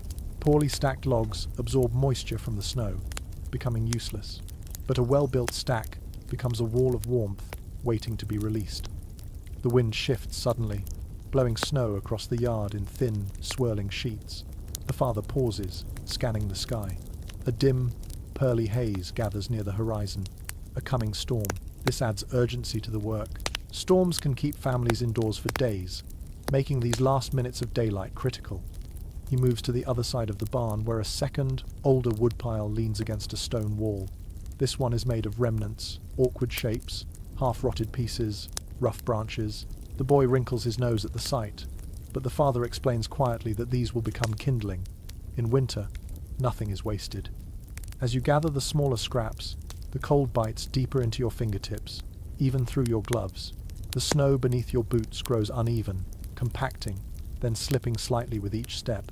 Your breath comes out in quick bursts. Even simple tasks become taxing under winter's grip. A small fox appears at a distance near the tree line, its reddish coat a stark contrast to the pale landscape. It watches curiously before darting away. The boy points excitedly, but the father simply smiles. Wildlife sightings are tiny gifts in winter, reminding people the world still has life moving quietly through the frost. Back at the cottage, the mother and girl open the door to carry in the freshly cut logs. The warm air spills out again, wrapping around you like a soft blanket. The girl places the logs in a neat stack beside the hearth, organizing them by size. She sets aside the smallest pieces for kindling, placing them in a clay bowl near the fire. Each size has its purpose. Inside, the sick child awakens briefly, drawn by the sound of the wood being carried. They smile weakly and whisper something to the mother, who places a hand on their forehead with gentle reassurance. Even the sick, even the weary, feel comfort knowing the hearth has enough fuel. The father enters last, shaking snow from his shoulders. His beard glitters with tiny crystals. The mother brings him a warm cloth for his hands, and he holds it gratefully. His breath slows, his shoulders loosen. The day's most pressing task is complete for now. But the ritual does not end there. Managing firewood is a constant cycle. The father sorts through the logs with careful attention, selecting the driest ones for tonight. He taps each piece lightly to judge its quality, listening to the subtle tones that only he understands. A surprising detail from rural tradition surfaces as he arranges the wood. Some families placed a single evergreen branch atop their freshest stack, believing it encouraged the rest of the wood to dry properly. Evergreen, after all, symbolized life that endured through cold. The girl finds a small pine bough by the door and places it on the stack, smiling proudly at her contribution. Not all winter tasks invite ritual, but firewood often does. Its importance encourages habits, beliefs, little customs passed quietly down the generations. The father crouches by the hearth next, testing the embers. He arranges the logs gently, feeding the fire in slow breaths. A small flame catches, then grows, painting the room with orange and gold. The children inch closer, hands outstretched. You can feel the shift immediately. The cottage warms, the shadows soften, the air hums with comfort that only fire can bring in a season like this. Dinner preparations begin with more ease. The mother ladles broth into a pot. The boy shows the father his trimmed wood chips. The girl sings softly as she sets the table. Even the sick child watches contentedly from their bedding.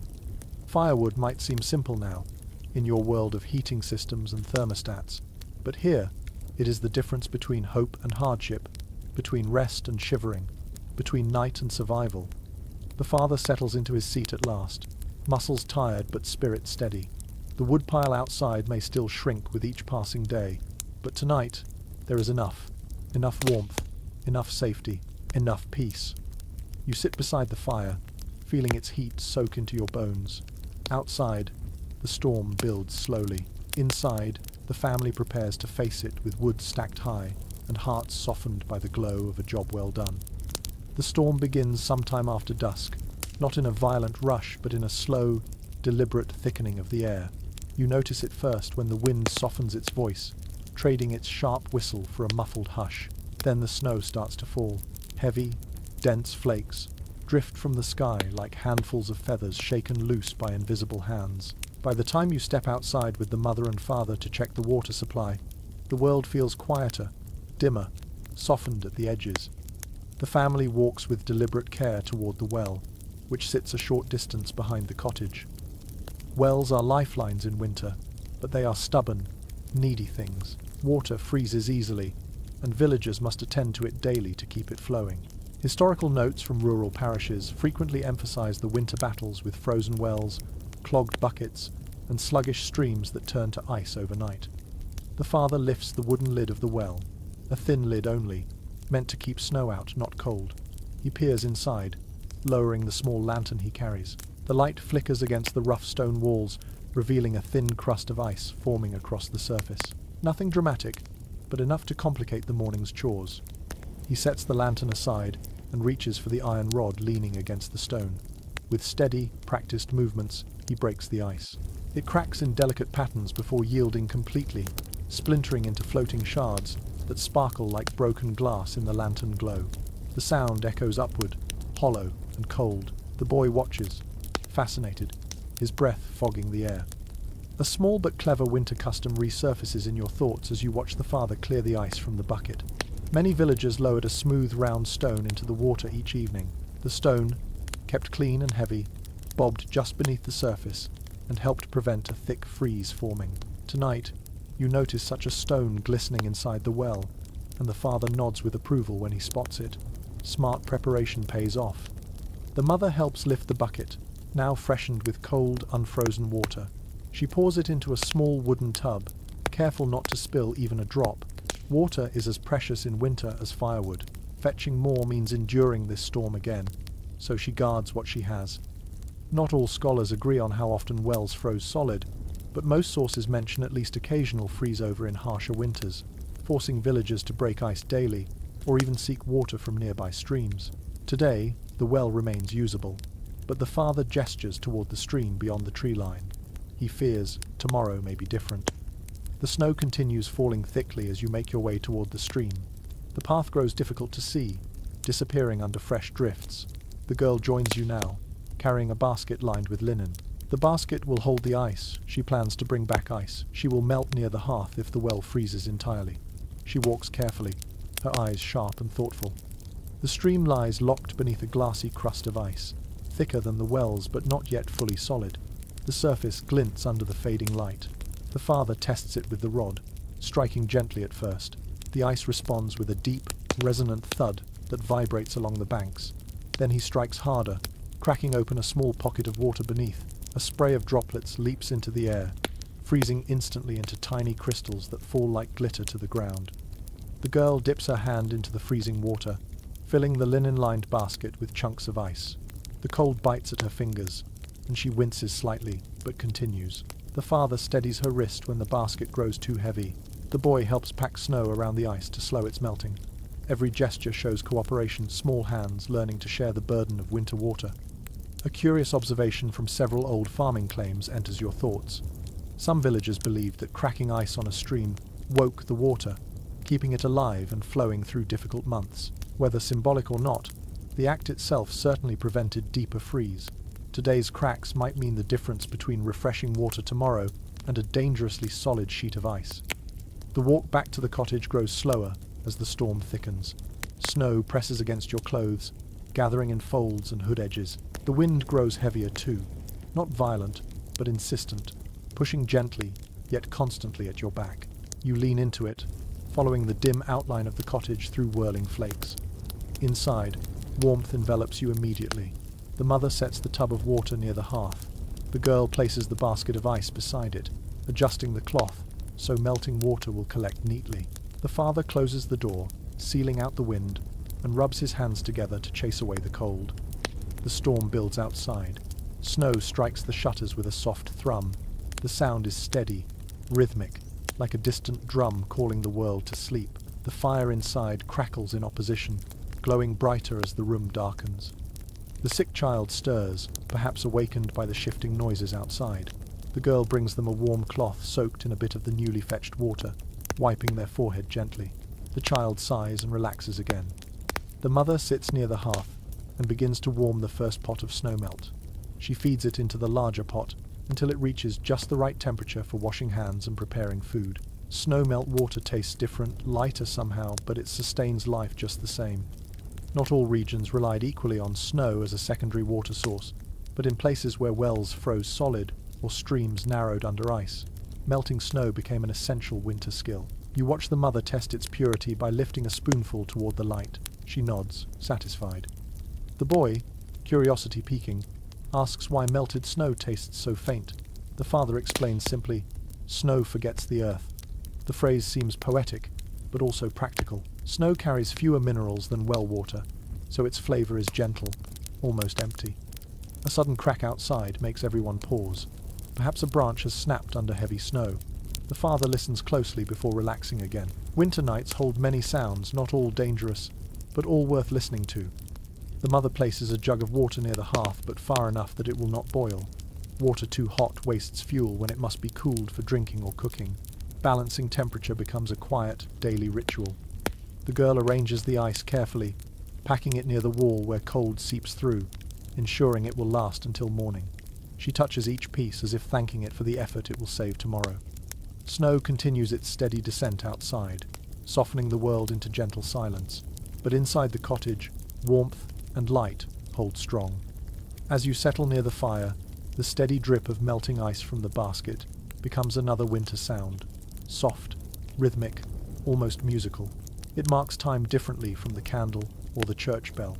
It marks survival. Tonight, the family rests knowing that water waits in many forms, in the well, in the stream, in the snow itself. Each one demands work, but each one answers the same essential need.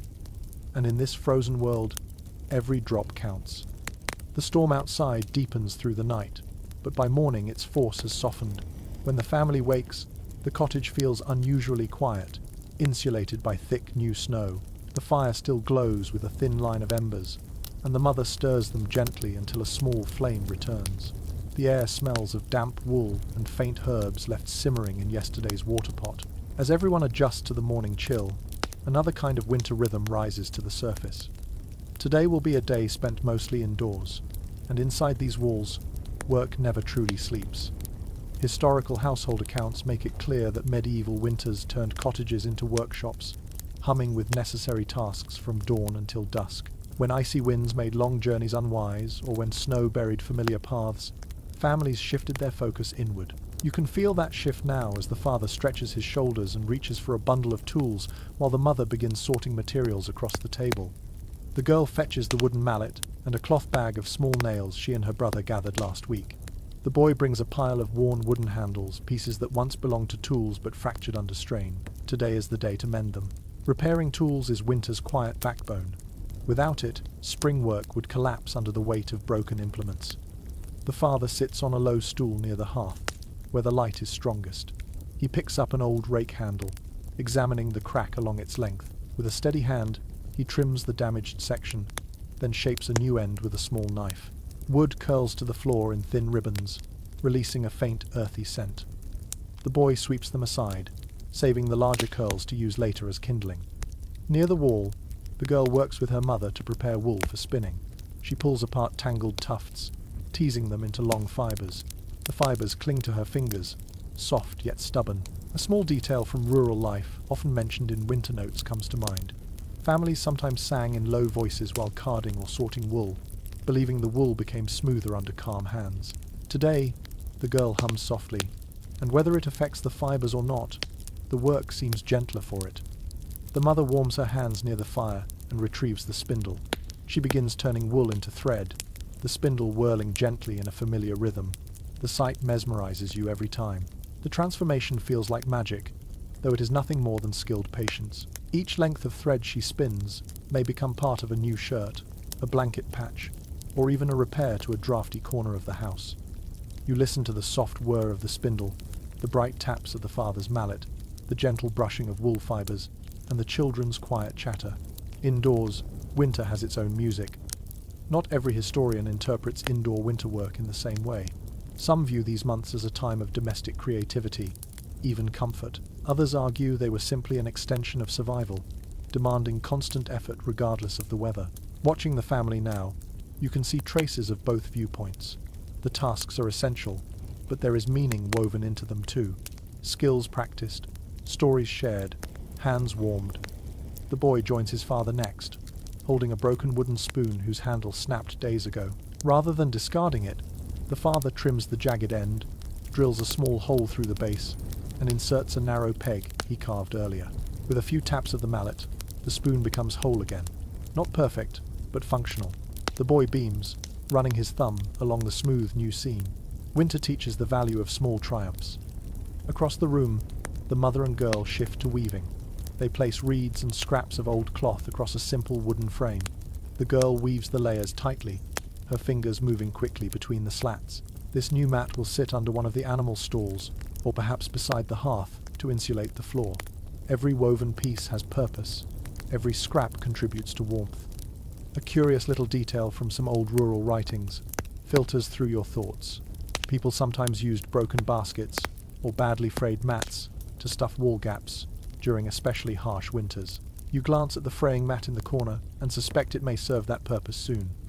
The father now sharpens blades, small knives, a sickle, and a dull hatchet. The scraping sound against the sharpening stone rings rhythmically. Sparks sometimes leap in tiny flashes when metal meets grit. The boy watches wide-eyed, holding the sharpening stone steady on his lap. This moment is both lesson and tradition. Near the hearth, the mother mixes dough for a new loaf of barley bread. The girl assists eagerly, dusting flour from her palms onto the table. Kneading warms their hands and fills the cottage with the promise of food. The scent of grain rising from the bowl seems to thicken the very air. When the dough is set aside to rise, the girl returns to her wool. She threads a small needle, and begins stitching patches onto a thin blanket that has lost much of its insulation over the years. Her stitches are tight and even. She learned them from her mother, who learned them from hers. The thread in her hands carries generations in its quiet tension. The sick child wakes. They're breathing easier than yesterday, but still weak. The mother brings them closer to the hearth, settling them on a soft mat. The girl reads them a story from memory, reciting a tale of a traveller who braved deep snow to find a village of warm fires and shared meals.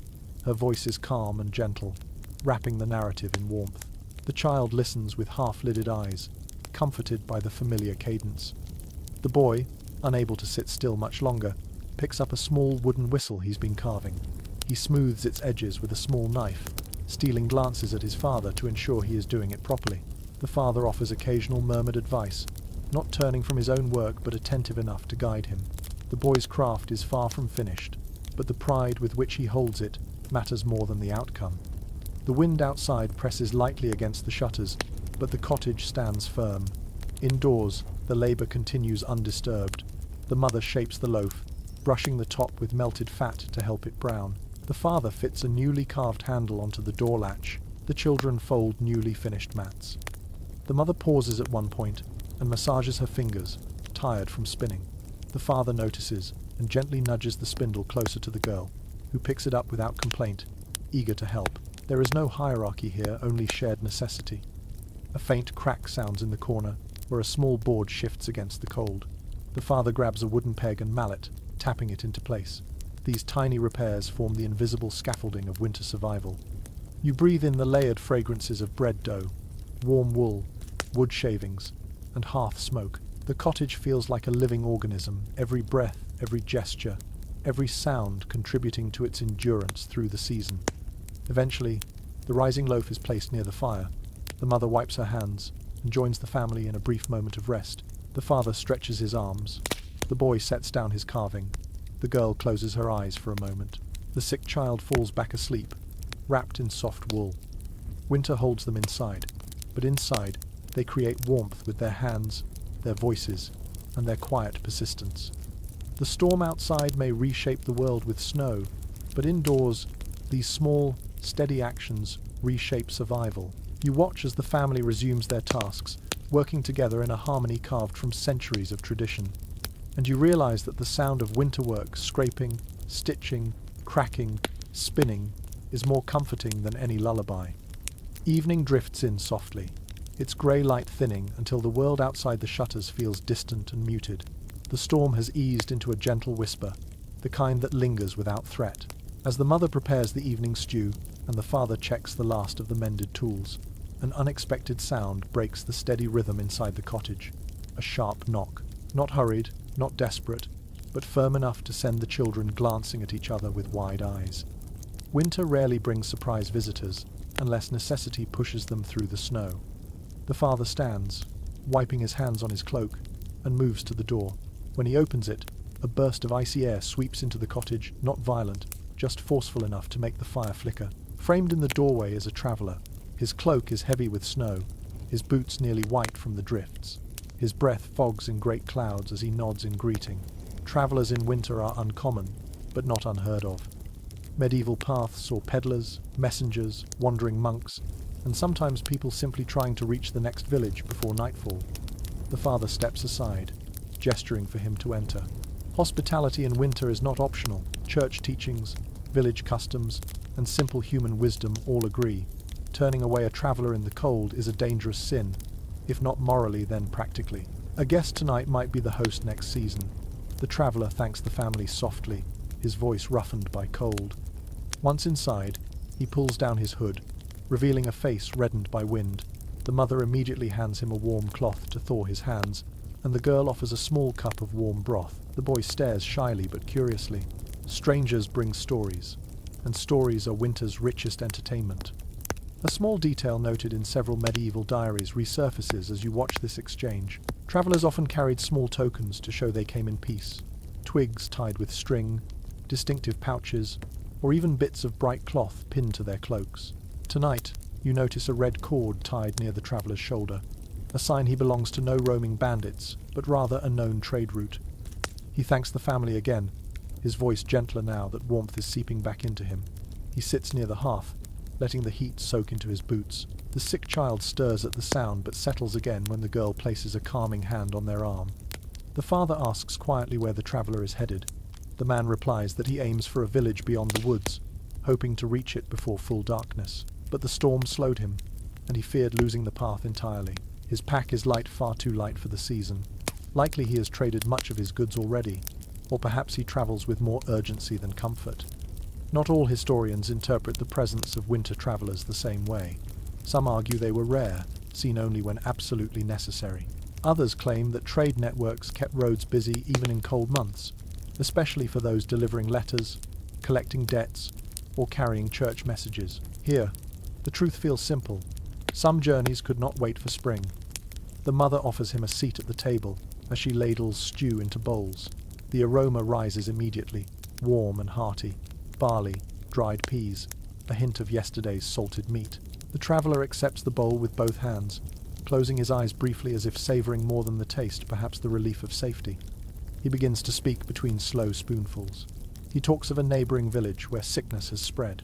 Not a plague, thankfully, but a persistent fever, leaving many homes exhausted. He describes broken bridges coated in ice, a cart overturned on a steep path, and a merchant whose mule slipped on frost, forcing him to abandon his cargo. The children listen wide-eyed at every detail. Even the father leans in, concerned by the mention of sickness. Winter illnesses spread easily, carried by travellers and wind alike. The mother, hearing this, rises to fetch fresh herbs she dried in autumn. She offers the traveller a small pouch, telling him to brew it in hot water at the next hearth he reaches. He accepts the gift with deep gratitude. A curious bit of folklore echoes in your thoughts. In some regions, families believed that offering herbs to a traveller brought blessings on the household, as though generosity held its own protective magic. Watching the mother's gesture now, you understand how such a belief might form. The traveller continues sharing stories, about a wandering monk who passed through a village singing hymns in exchange for shelter, about a tinker who built metal charms, said to keep wolves at bay, about a snowstorm so dense that an entire farm disappeared from view until its roof was nearly buried. The boy sits close, nearly spilling his broth in excitement. The girl glances toward the father each time the traveller mentions a faraway place. Her eyes hold quiet longing not for escape, but for understanding more of the world beyond their fields and woodland paths. The father asks if wolves have been spotted nearby. The traveller nods slowly, explaining that he saw tracks near the lower ridge 2 nights ago. Not close enough to alarm, but close enough to caution. The father's jaw tightens, and he places another log on the fire, as though strengthening the hearth strengthens the home. You notice now that the traveller's boots are soaked through. The mother gently lifts them nearer to the hearth to dry, placing wooden supports beneath to prevent scorching. She offers him a spare pair of wool socks. He hesitates. Such gifts are not given lightly in winter, but she insists with a firm nod. He accepts them, bowing his head. The girl brings out the small wooden bird the boy received at the market and shows it to the traveller. He smiles warmly and tells her he once knew a craftsman who carved birds so lifelike they fooled real sparrows. The children gasp in delight, unsure whether the tale is truth or playful exaggeration. A sudden gust of wind rattles the shutters. The fire flickers. The traveller glances toward the door, as if measuring whether the storm outside has quieted enough for him to leave. But the mother gently insists he stay until morning. The father agrees. The storm will only grow colder as night deepens. Roads vanish easily under such snow, and even a seasoned traveller might lose his way. The traveller nods, accepting their hospitality. The father prepares a place near the fire, laying out spare blankets and a straw mat. The traveller removes his cloak, revealing a small leather satchel tied at his belt. He places it beside the mat and sits down heavily, exhaustion settling over him like another layer of snow. The mother hands him a warm drink, thin ale, heated near the fire. He takes slow sips, finally relaxing. His shoulders drop, the tension melting from his posture. For tonight, he is safe. And so is everyone in this room, warmed not only by fire but by the presence of another soul sharing their small island of light in the winter dark. The sick child opens their eyes briefly, sensing the newcomer. The traveller offers a small wave. The child smiles faintly, reassured. As the family prepares to rest, the storm continues to murmur outside, but it feels less menacing now. Inside the cottage, The glow of the hearth reflects off many faces, familiar and new. Visitors in winter can bring information, warnings, burdens, or kindness. Tonight, the house holds a little of each. And as you settle down beside the fire, you sense how welcoming a stranger can strengthen a home, warming it from the inside out. Night settles deeply around the cottage, curling its cold fingers against the walls, but inside, the warmth of shared presence lingers. The traveller sleeps lightly near the hearth, wrapped in spare blankets, his breathing steady but cautious, like someone accustomed to resting with one ear always open. The fire glows low, orange embers shifting gently with each breath of the draught. You lie awake a moment longer, listening to the layered sounds of sleep, the soft rasp of the father's breathing, the mother murmuring in a dream, the subtle wheeze of the sick child. Winter nights have a way of stitching these sounds together into a single, fragile melody. When morning arrives, the cottage brightens with a thin, filtered light. Snow pressed against the shutters blunts the sunrise, making the day appear softer than it is. The mother moves first, stretching her fingers before rekindling the fire. The smell of warming air returns slowly, carrying hints of last night's stew. The traveller wakes soon after, sitting up with a quiet groan as he rubs the stiffness from his shoulders. He looks older this morning, the weariness of long travel more visible in the gentle furrows near his eyes. But he thanks the family warmly, his voice smoother than it was last night. A night beside the fire has restored some of his strength. Breakfast is simple porridge thinned with melted snow and a few scraps of dried fruit, but it is enough. The traveller eats gratefully, blowing gently on each spoonful. The boy sits close, studying him with unabashed curiosity. The girl keeps glancing at the satchel tucked beneath the traveller's arm, wondering what secrets or stories it contains. Once breakfast ends, the traveller begins preparing for departure. He shakes out his cloak, now dry, and ties the satchel securely at his belt. The mother hands him a small parcel wrapped in cloth. Inside are the herbs she offered last night, along with a thin slice of the fresh barley bread she baked. He tries to refuse, but she lifts her chin in that gentle, insistent way of hers. So he accepts, bowing low. A lesser-known winter practice surfaces as he prepares to step outside. Some travellers believe that tying a small knot in their cloak string before heading into heavy snow helped bind the path to them. Whether symbolic or practical, the gesture reminded them to stay focused and steady. You notice the traveller's fingers hover near his cloak ties, a moment longer than necessary. Not all scholars are aligned on how far such small rituals spread. Some argue they were scattered, isolated traditions. Others believe they formed a quiet thread of shared culture among people who relied on intuition as much as skill. Watching the traveller now, you sense the importance of belief in a treacherous season. The father offers to walk him partway to the main path. The traveller agrees, understanding how easily fresh snow can erase landmarks. The boy rushes to put on his boots, eager to join, but the father gives him a small shake of the head. The storm left drifts nearly as tall as the boy's knees. This morning's walk is for adults alone. The traveller crouches and places a hand on the boy's shoulder, thanking him for the company last night. He then turns to the girl, praising her careful listening and telling her she will be wiser than many grown folk someday. She blushes fiercely, hiding her face behind her scarf.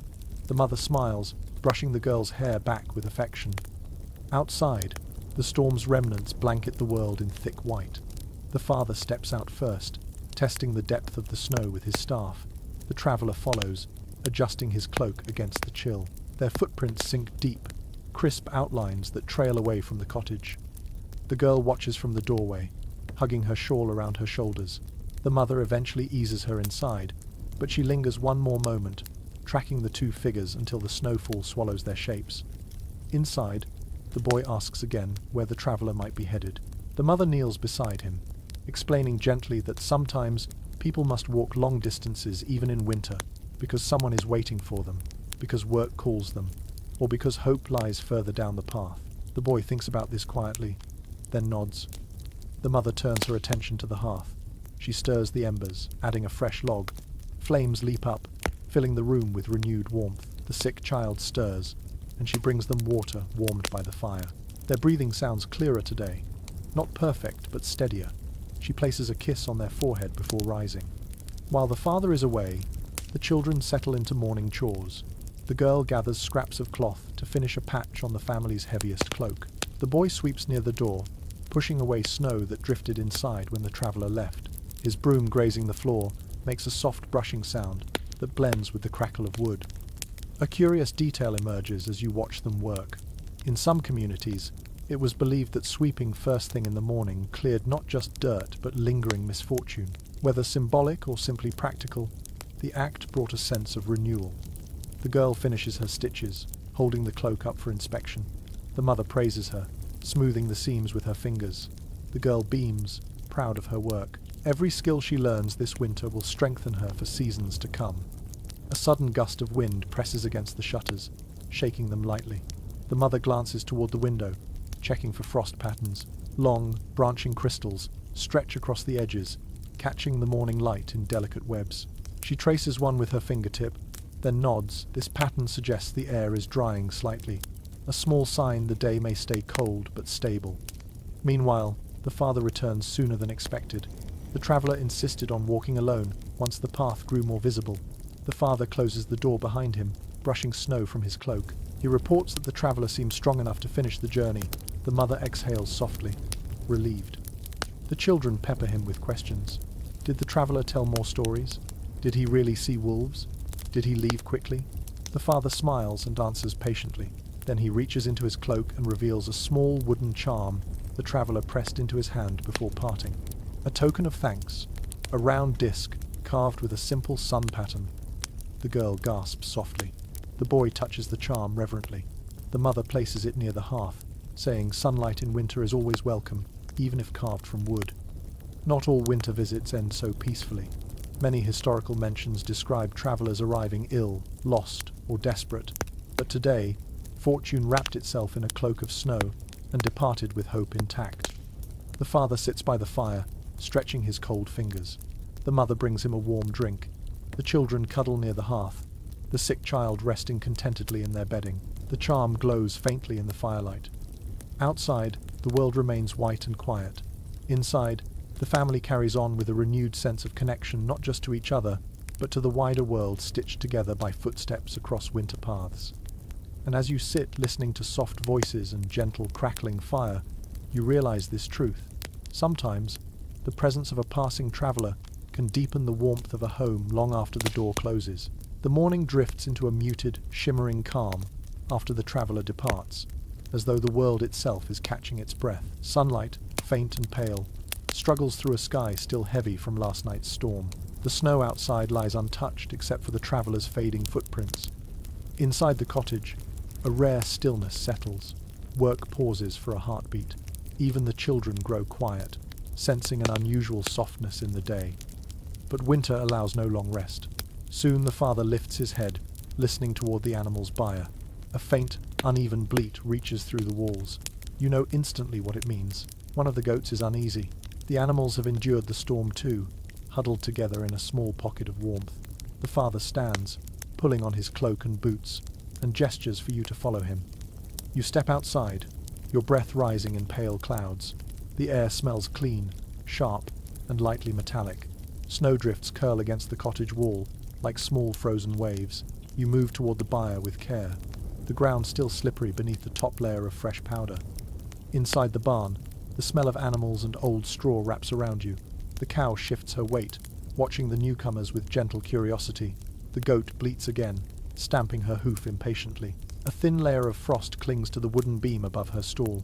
Winter presses even into sheltered spaces. The father kneels beside her, running his hands along her legs, checking for cold clumps or stiffness. He finds the issue quickly, packed ice wedged between her hooves, making her steps painful. This is a familiar winter problem, mentioned often in livestock notes from manor estates. Farmers knew these small issues could spiral into serious trouble if ignored. He retrieves a small wooden tool from the wall, a hoof pick carved from ash wood. With steady hands, he clears the ice gently, murmuring soft reassurance to the animal. The goat tilts her head, calmer now, as though she recognizes the ritual. When her hooves are clean again, the father spreads a bit of warm ash beneath her, creating a dry patch for her to stand on. The boy arrives next, carrying a bucket of warmed water. He dips his hands in it, squealing at the heat. The father laughs and shows him how to pour a small amount into the goat's trough, without letting steam billow too much. The scent of warm water can attract rodents, if spills freeze into sweet-smelling crusts. A curious detail from rural lore floats into your thoughts. Some farmers sprinkled crushed mint leaves in animal stalls during winter, believing the scent eased tension in nervous goats. You notice the girl doing just that now, scattering a pinch near the edge of the stall.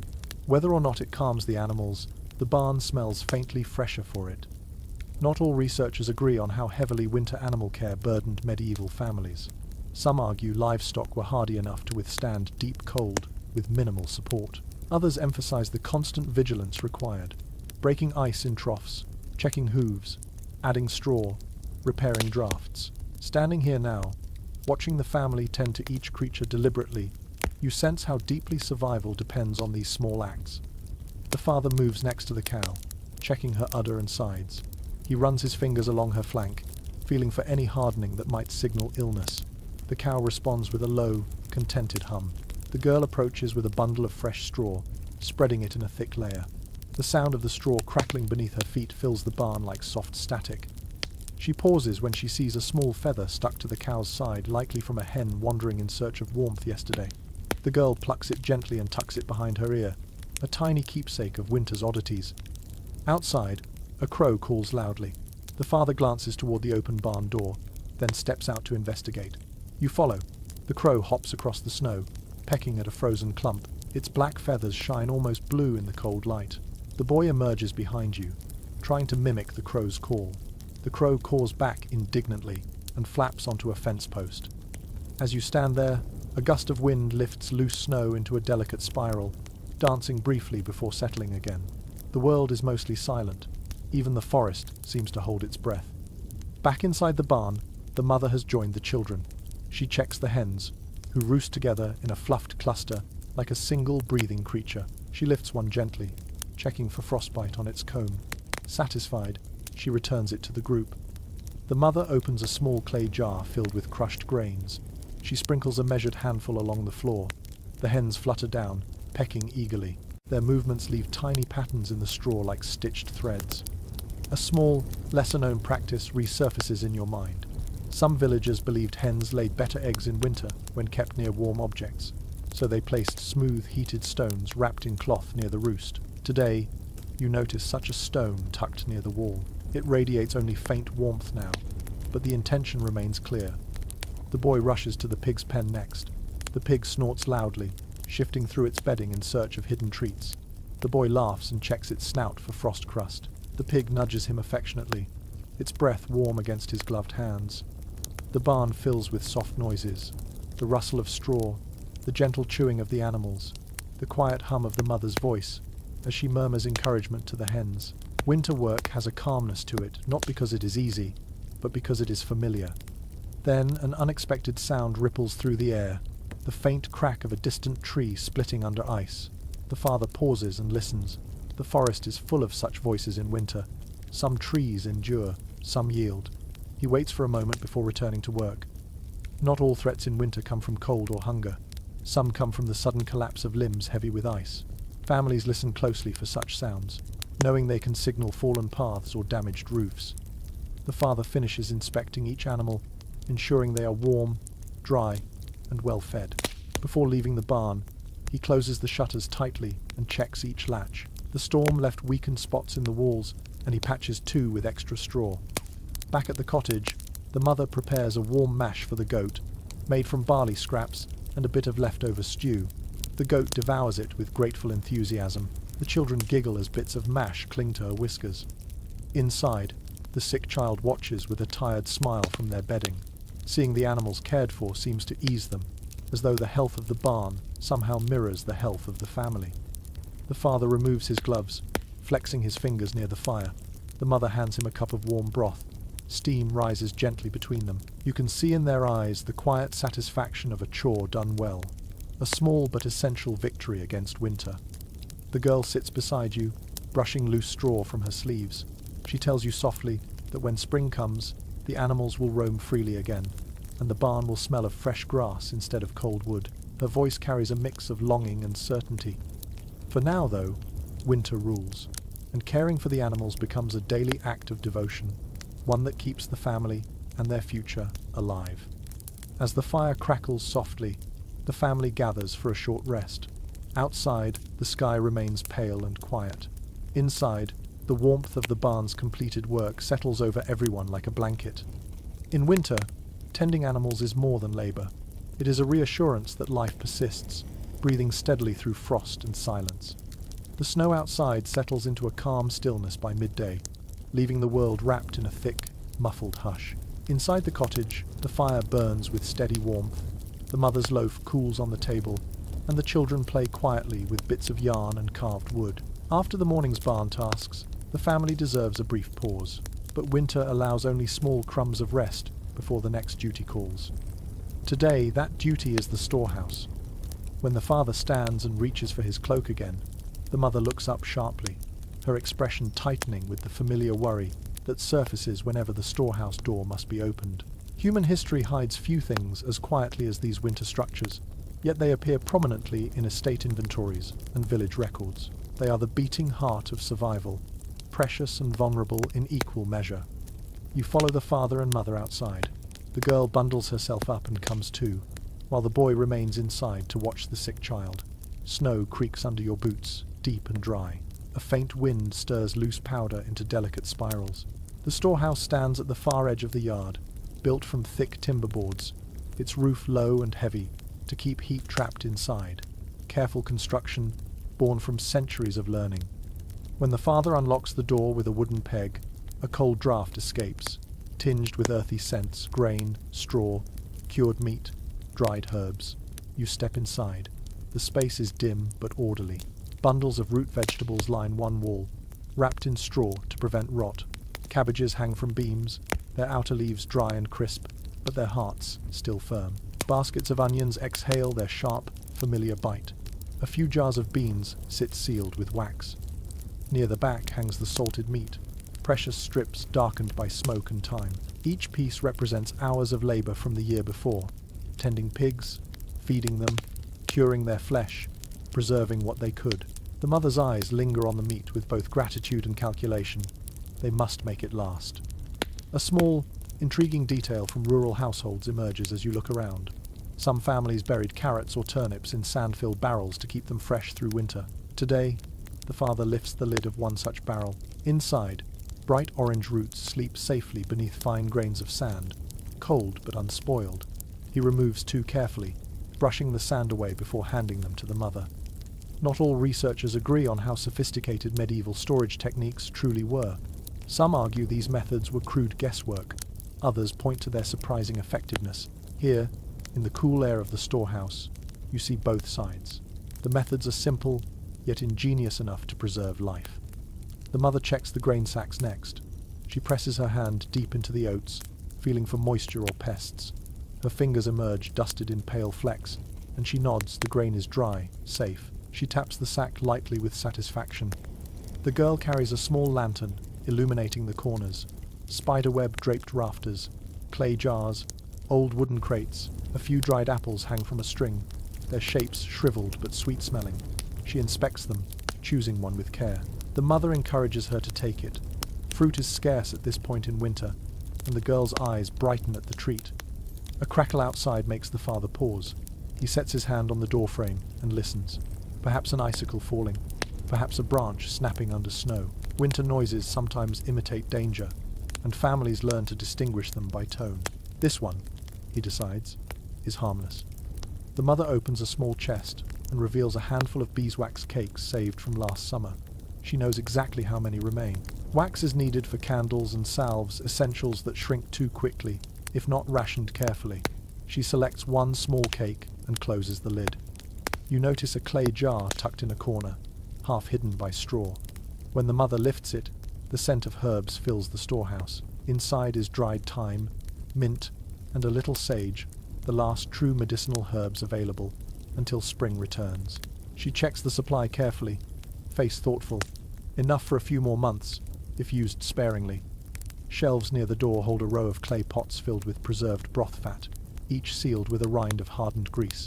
This fat flavors thin winter soups and provides much-needed calories. The father tests each seal with his thumb, making sure none have loosened. A faint scratching sound draws your attention to the lower wall. The father kneels and finds tiny tracks in the straw. Mice, persistent winter visitors. He sets a small trap, a wooden box, balanced on a stick with bait inside. The girl whispers a small good luck charm over it. The father smiles. Whether charm or habit, every gesture helps. A lesser-known practice recorded in village notes becomes clear as you watch them work. Many families rotated their stored goods regularly, moving older items to the front and newer ones to the back. The mother now does the same, shifting root vegetables and grains to ensure nothing spoils unnoticed. Organization becomes a quiet weapon against hunger. The father lifts a wooden lid covering a pit dug into the storehouse floor. Inside lies a cache of frozen fish wrapped in linen. Ice glimmers around the edges, preserved perfectly in the winter cold. The father checks each piece before lowering the lid again. This hidden store is insurance against late storms. The girl climbs a small ladder to inspect the hanging onions. She squeezes each one gently, feeling for softness that might signal rot. One onion yields too easily under her fingers. She removes it and hands it to the mother, who tosses it outside for the animals. Waste is sorrowful, but unavoidable. The mother counts jars, measuring their supplies mentally. She moves in small, precise motions that reveal years of practice counting, deciding, saving. Winter transforms this room into a ledger of survival. Meanwhile, the father tests the structural integrity of the storehouse. He presses on walls, checks beams, examines the door hinge. A single crack in the wrong place could allow cold, moisture, or animals to destroy months of stored food. The girl watches him closely, absorbing each gesture. A sudden gust rattles the door. Loose snow trickles from the roof. The lantern flickers. The family stops working for a moment, listening. The father steadies the door frame. Then, slowly, the wind settles back into silence. You feel your breath deepen. The storehouse holds more than food, it holds time. Every jar, every vegetable, every dried leaf represents hours of labor from warmer months stored here like trapped sunlight. The mother gathers the chosen items: 2 carrots, a handful of onions, a few dried herbs, a small beeswax cake. The father collects 3 logs from the stack inside, stored for emergencies, and the girl holds her single dried apple with reverent joy. Before leaving, the father gently closes the door and slides the peg back into place. The storehouse sinks again into its quiet, cold slumber. Back inside the cottage, the warmth feels brighter, richer, now that you have seen what waits in the silent, shadowed room at the edge of the yard. The mother sets the vegetables on the table and begins preparing the evening meal. The girl nibbles her dried apple in slow, savoring bites. In winter, every storehouse visit is a reminder of the delicate balance between enough and not enough, between planning and hoping, between what the earth gives and what it hides away. Tonight, that balance holds firm. By the time evening begins to fold itself across the sky, the family has moved through another full cycle of winter tasks. The hearth glows warmly, carrying the sweet smell of cooking carrots and onions from the storehouse. The sick child breathes more easily now, and the parents share quiet glances of relief. Yet, as the day winds toward night, a new kind of stillness settles over the cottage. It is the gentle, anticipated quiet of a long winter evening, the kind that invites voices, stories, songs, and shared reflection. Medieval winters were not only seasons of hardship, they were also seasons of storytelling. Manuscripts, travelers' notes, and collected oral traditions reveal how deeply people leaned on tales to fill the dark hours. Tonight, you sense that the family is ready for stories. Once dinner is finished and the bowls cleaned, the father settles on his stool by the fire, stretching his legs toward the hearth's glow. The mother wraps herself in a shawl and sits beside him, her knitting in her lap. The children bundle together like a cluster of sparrows, eyes bright with expectation. Even the sick child, though still weak, pulls their blanket closer and leans toward the flames. The father begins the evening's first tale. His voice carries a steady warmth. He speaks of a winter many years ago, when a blizzard nearly buried the village. According to the story, the wind howled like an angry spirit, and the snow piled so high that villagers dug tunnels between their cottages. The children gasp and laugh when he describes how a neighbor's goat wandered through the tunnels and caused momentary chaos. The father's tone is calm but vivid, shaping scenes with careful details. A small, charming detail from rural traditions surfaces as you listen. Families often repeated their favorite tales every winter, claiming that stories themselves helped keep the walls warm. Whether scientifically true or not, voices do soften the cold. You can feel the cottage relaxing into the rhythm of sound. When the father finishes, the boy begs for another. The mother smiles and nods to the girl, who shyly begins her own tale. It is one she learned from her grandmother, a story about a clever farmhand who tricked winter spirits by pretending to be colder than they were. She uses her hands to illustrate the spirits creeping through forests and knocking snow from branches. Her gestures make her siblings giggle. Not everyone agrees on the purpose of winter storytelling. Some scholars insist tales reinforced community bonds. Others believe they acted as moral lessons or reminders of seasonal wisdom. Listening now, you sense that stories serve many roles at once: distraction, comfort, education, and joy. As the girl's tale ends, the boy jumps in with one he has been practicing. His story is short, mostly silly, something about a rooster who tried to outcrow the church bell, but his delivery makes everyone smile. His hands move wildly, his eyes shine. Even the father laughs when the boy flaps his arms like a rooster in dramatic defeat. After laughter fades, a quieter atmosphere settles in. The sick child lifts their head and whispers a request, one of the old winter legends. The mother nods softly, placing her knitting aside.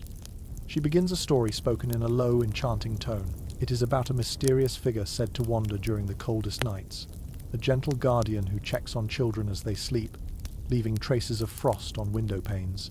The mother's voice moves slowly, like drifting snow. The children listen with wide eyes, but without fear. Her story is shaped with comfort, not menace. A soft crackle rises from the fire.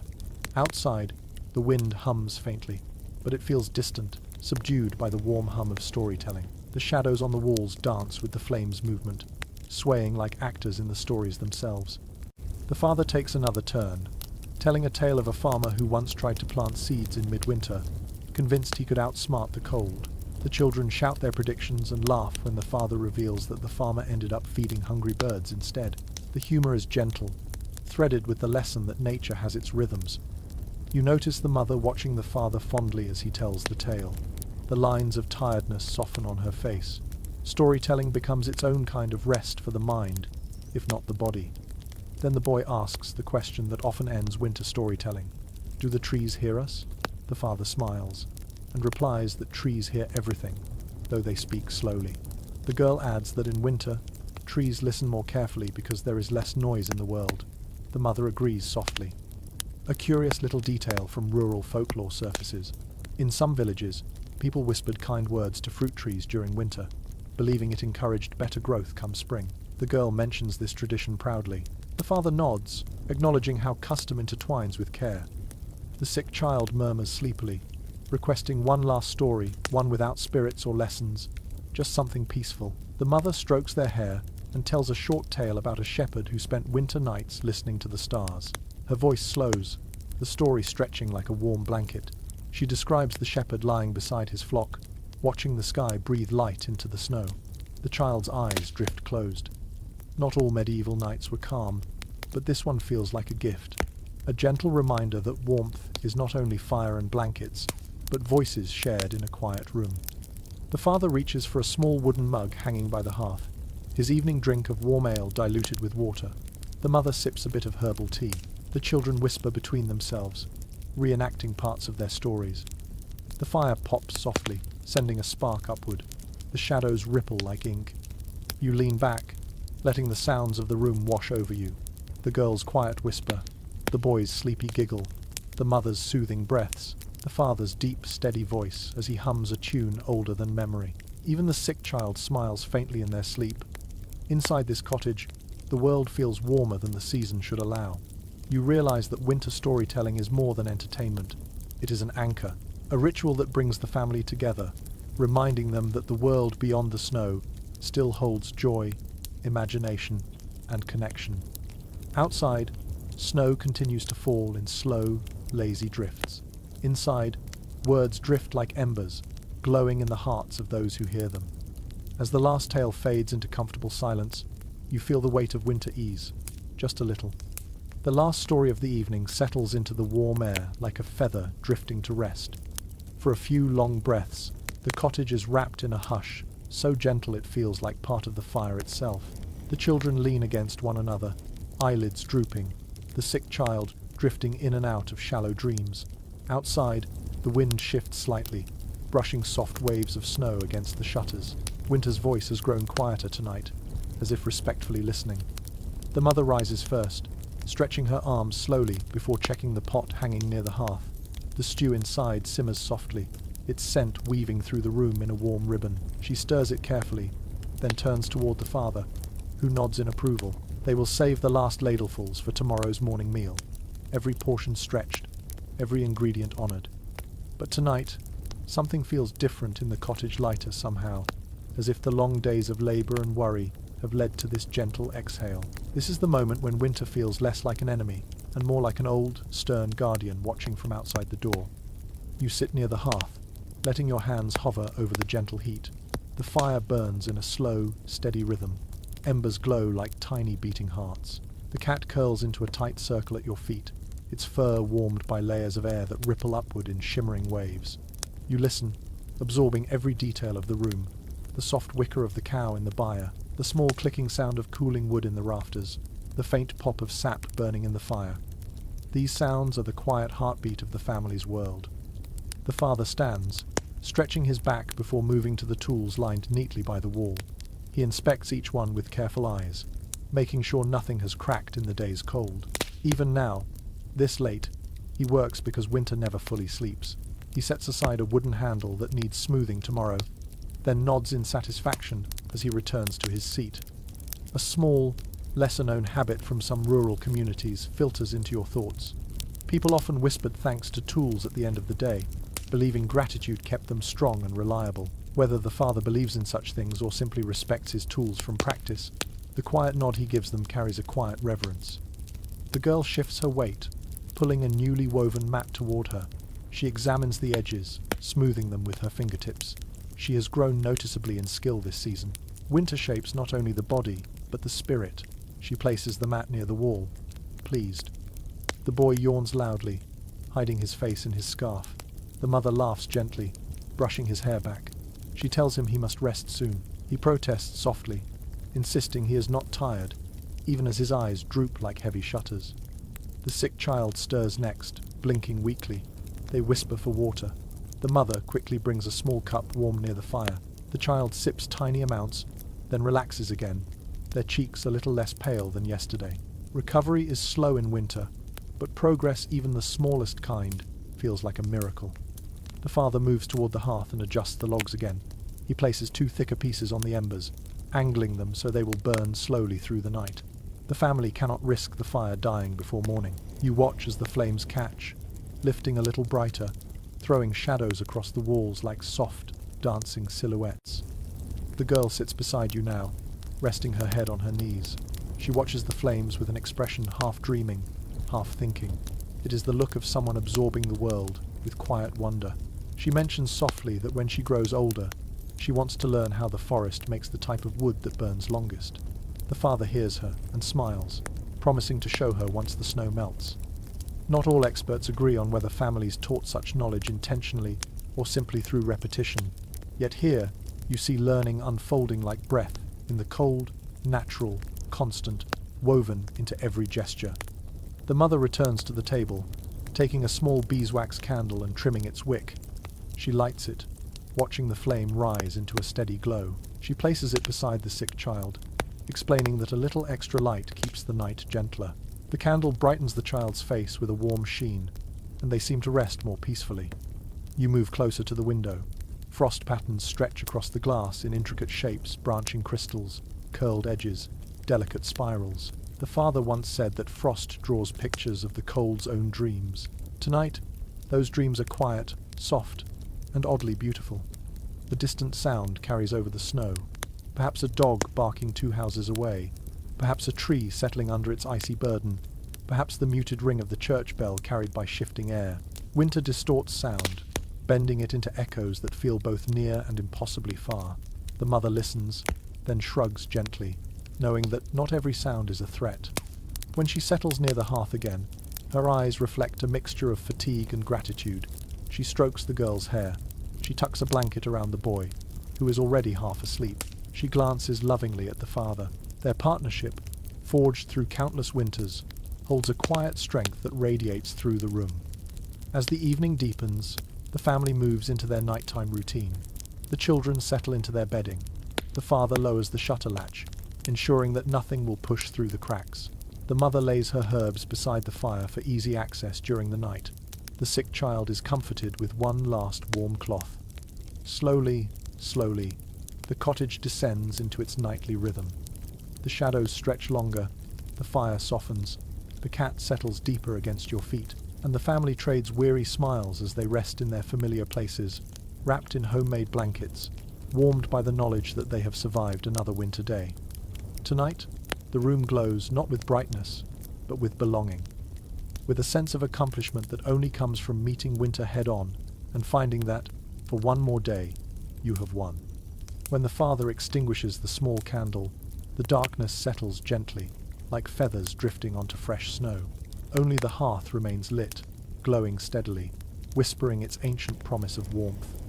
You breathe in deeply, letting the safety of the cottage sink into you. This is the heart of winter survival, not just shelter, not just fire, but connection, care, love carried in small, persistent gestures.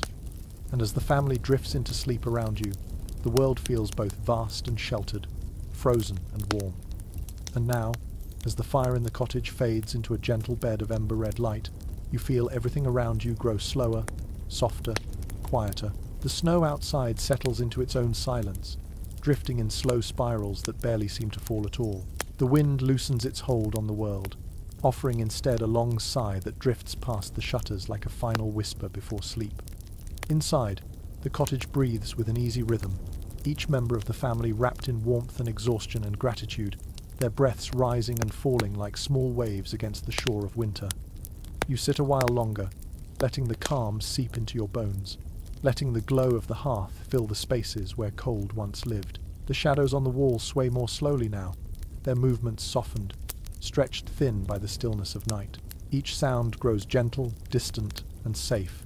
The rustle of blankets, the soft exhale of the sleeping children, the faint crackle of wood settling into ash.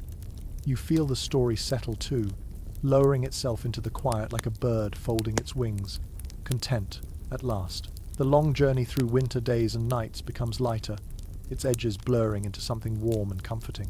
You sense the deep peace of a world at rest, a world built from small acts of care, steady hands, and the quiet triumph of survival in the coldest months. So let your breathing slow, let your shoulders ease, let the echo of the fire's last warmth linger across your thoughts as they begin to drift. The winter night is safe, the cottage is safe, and you are safe too. Sweet dreams.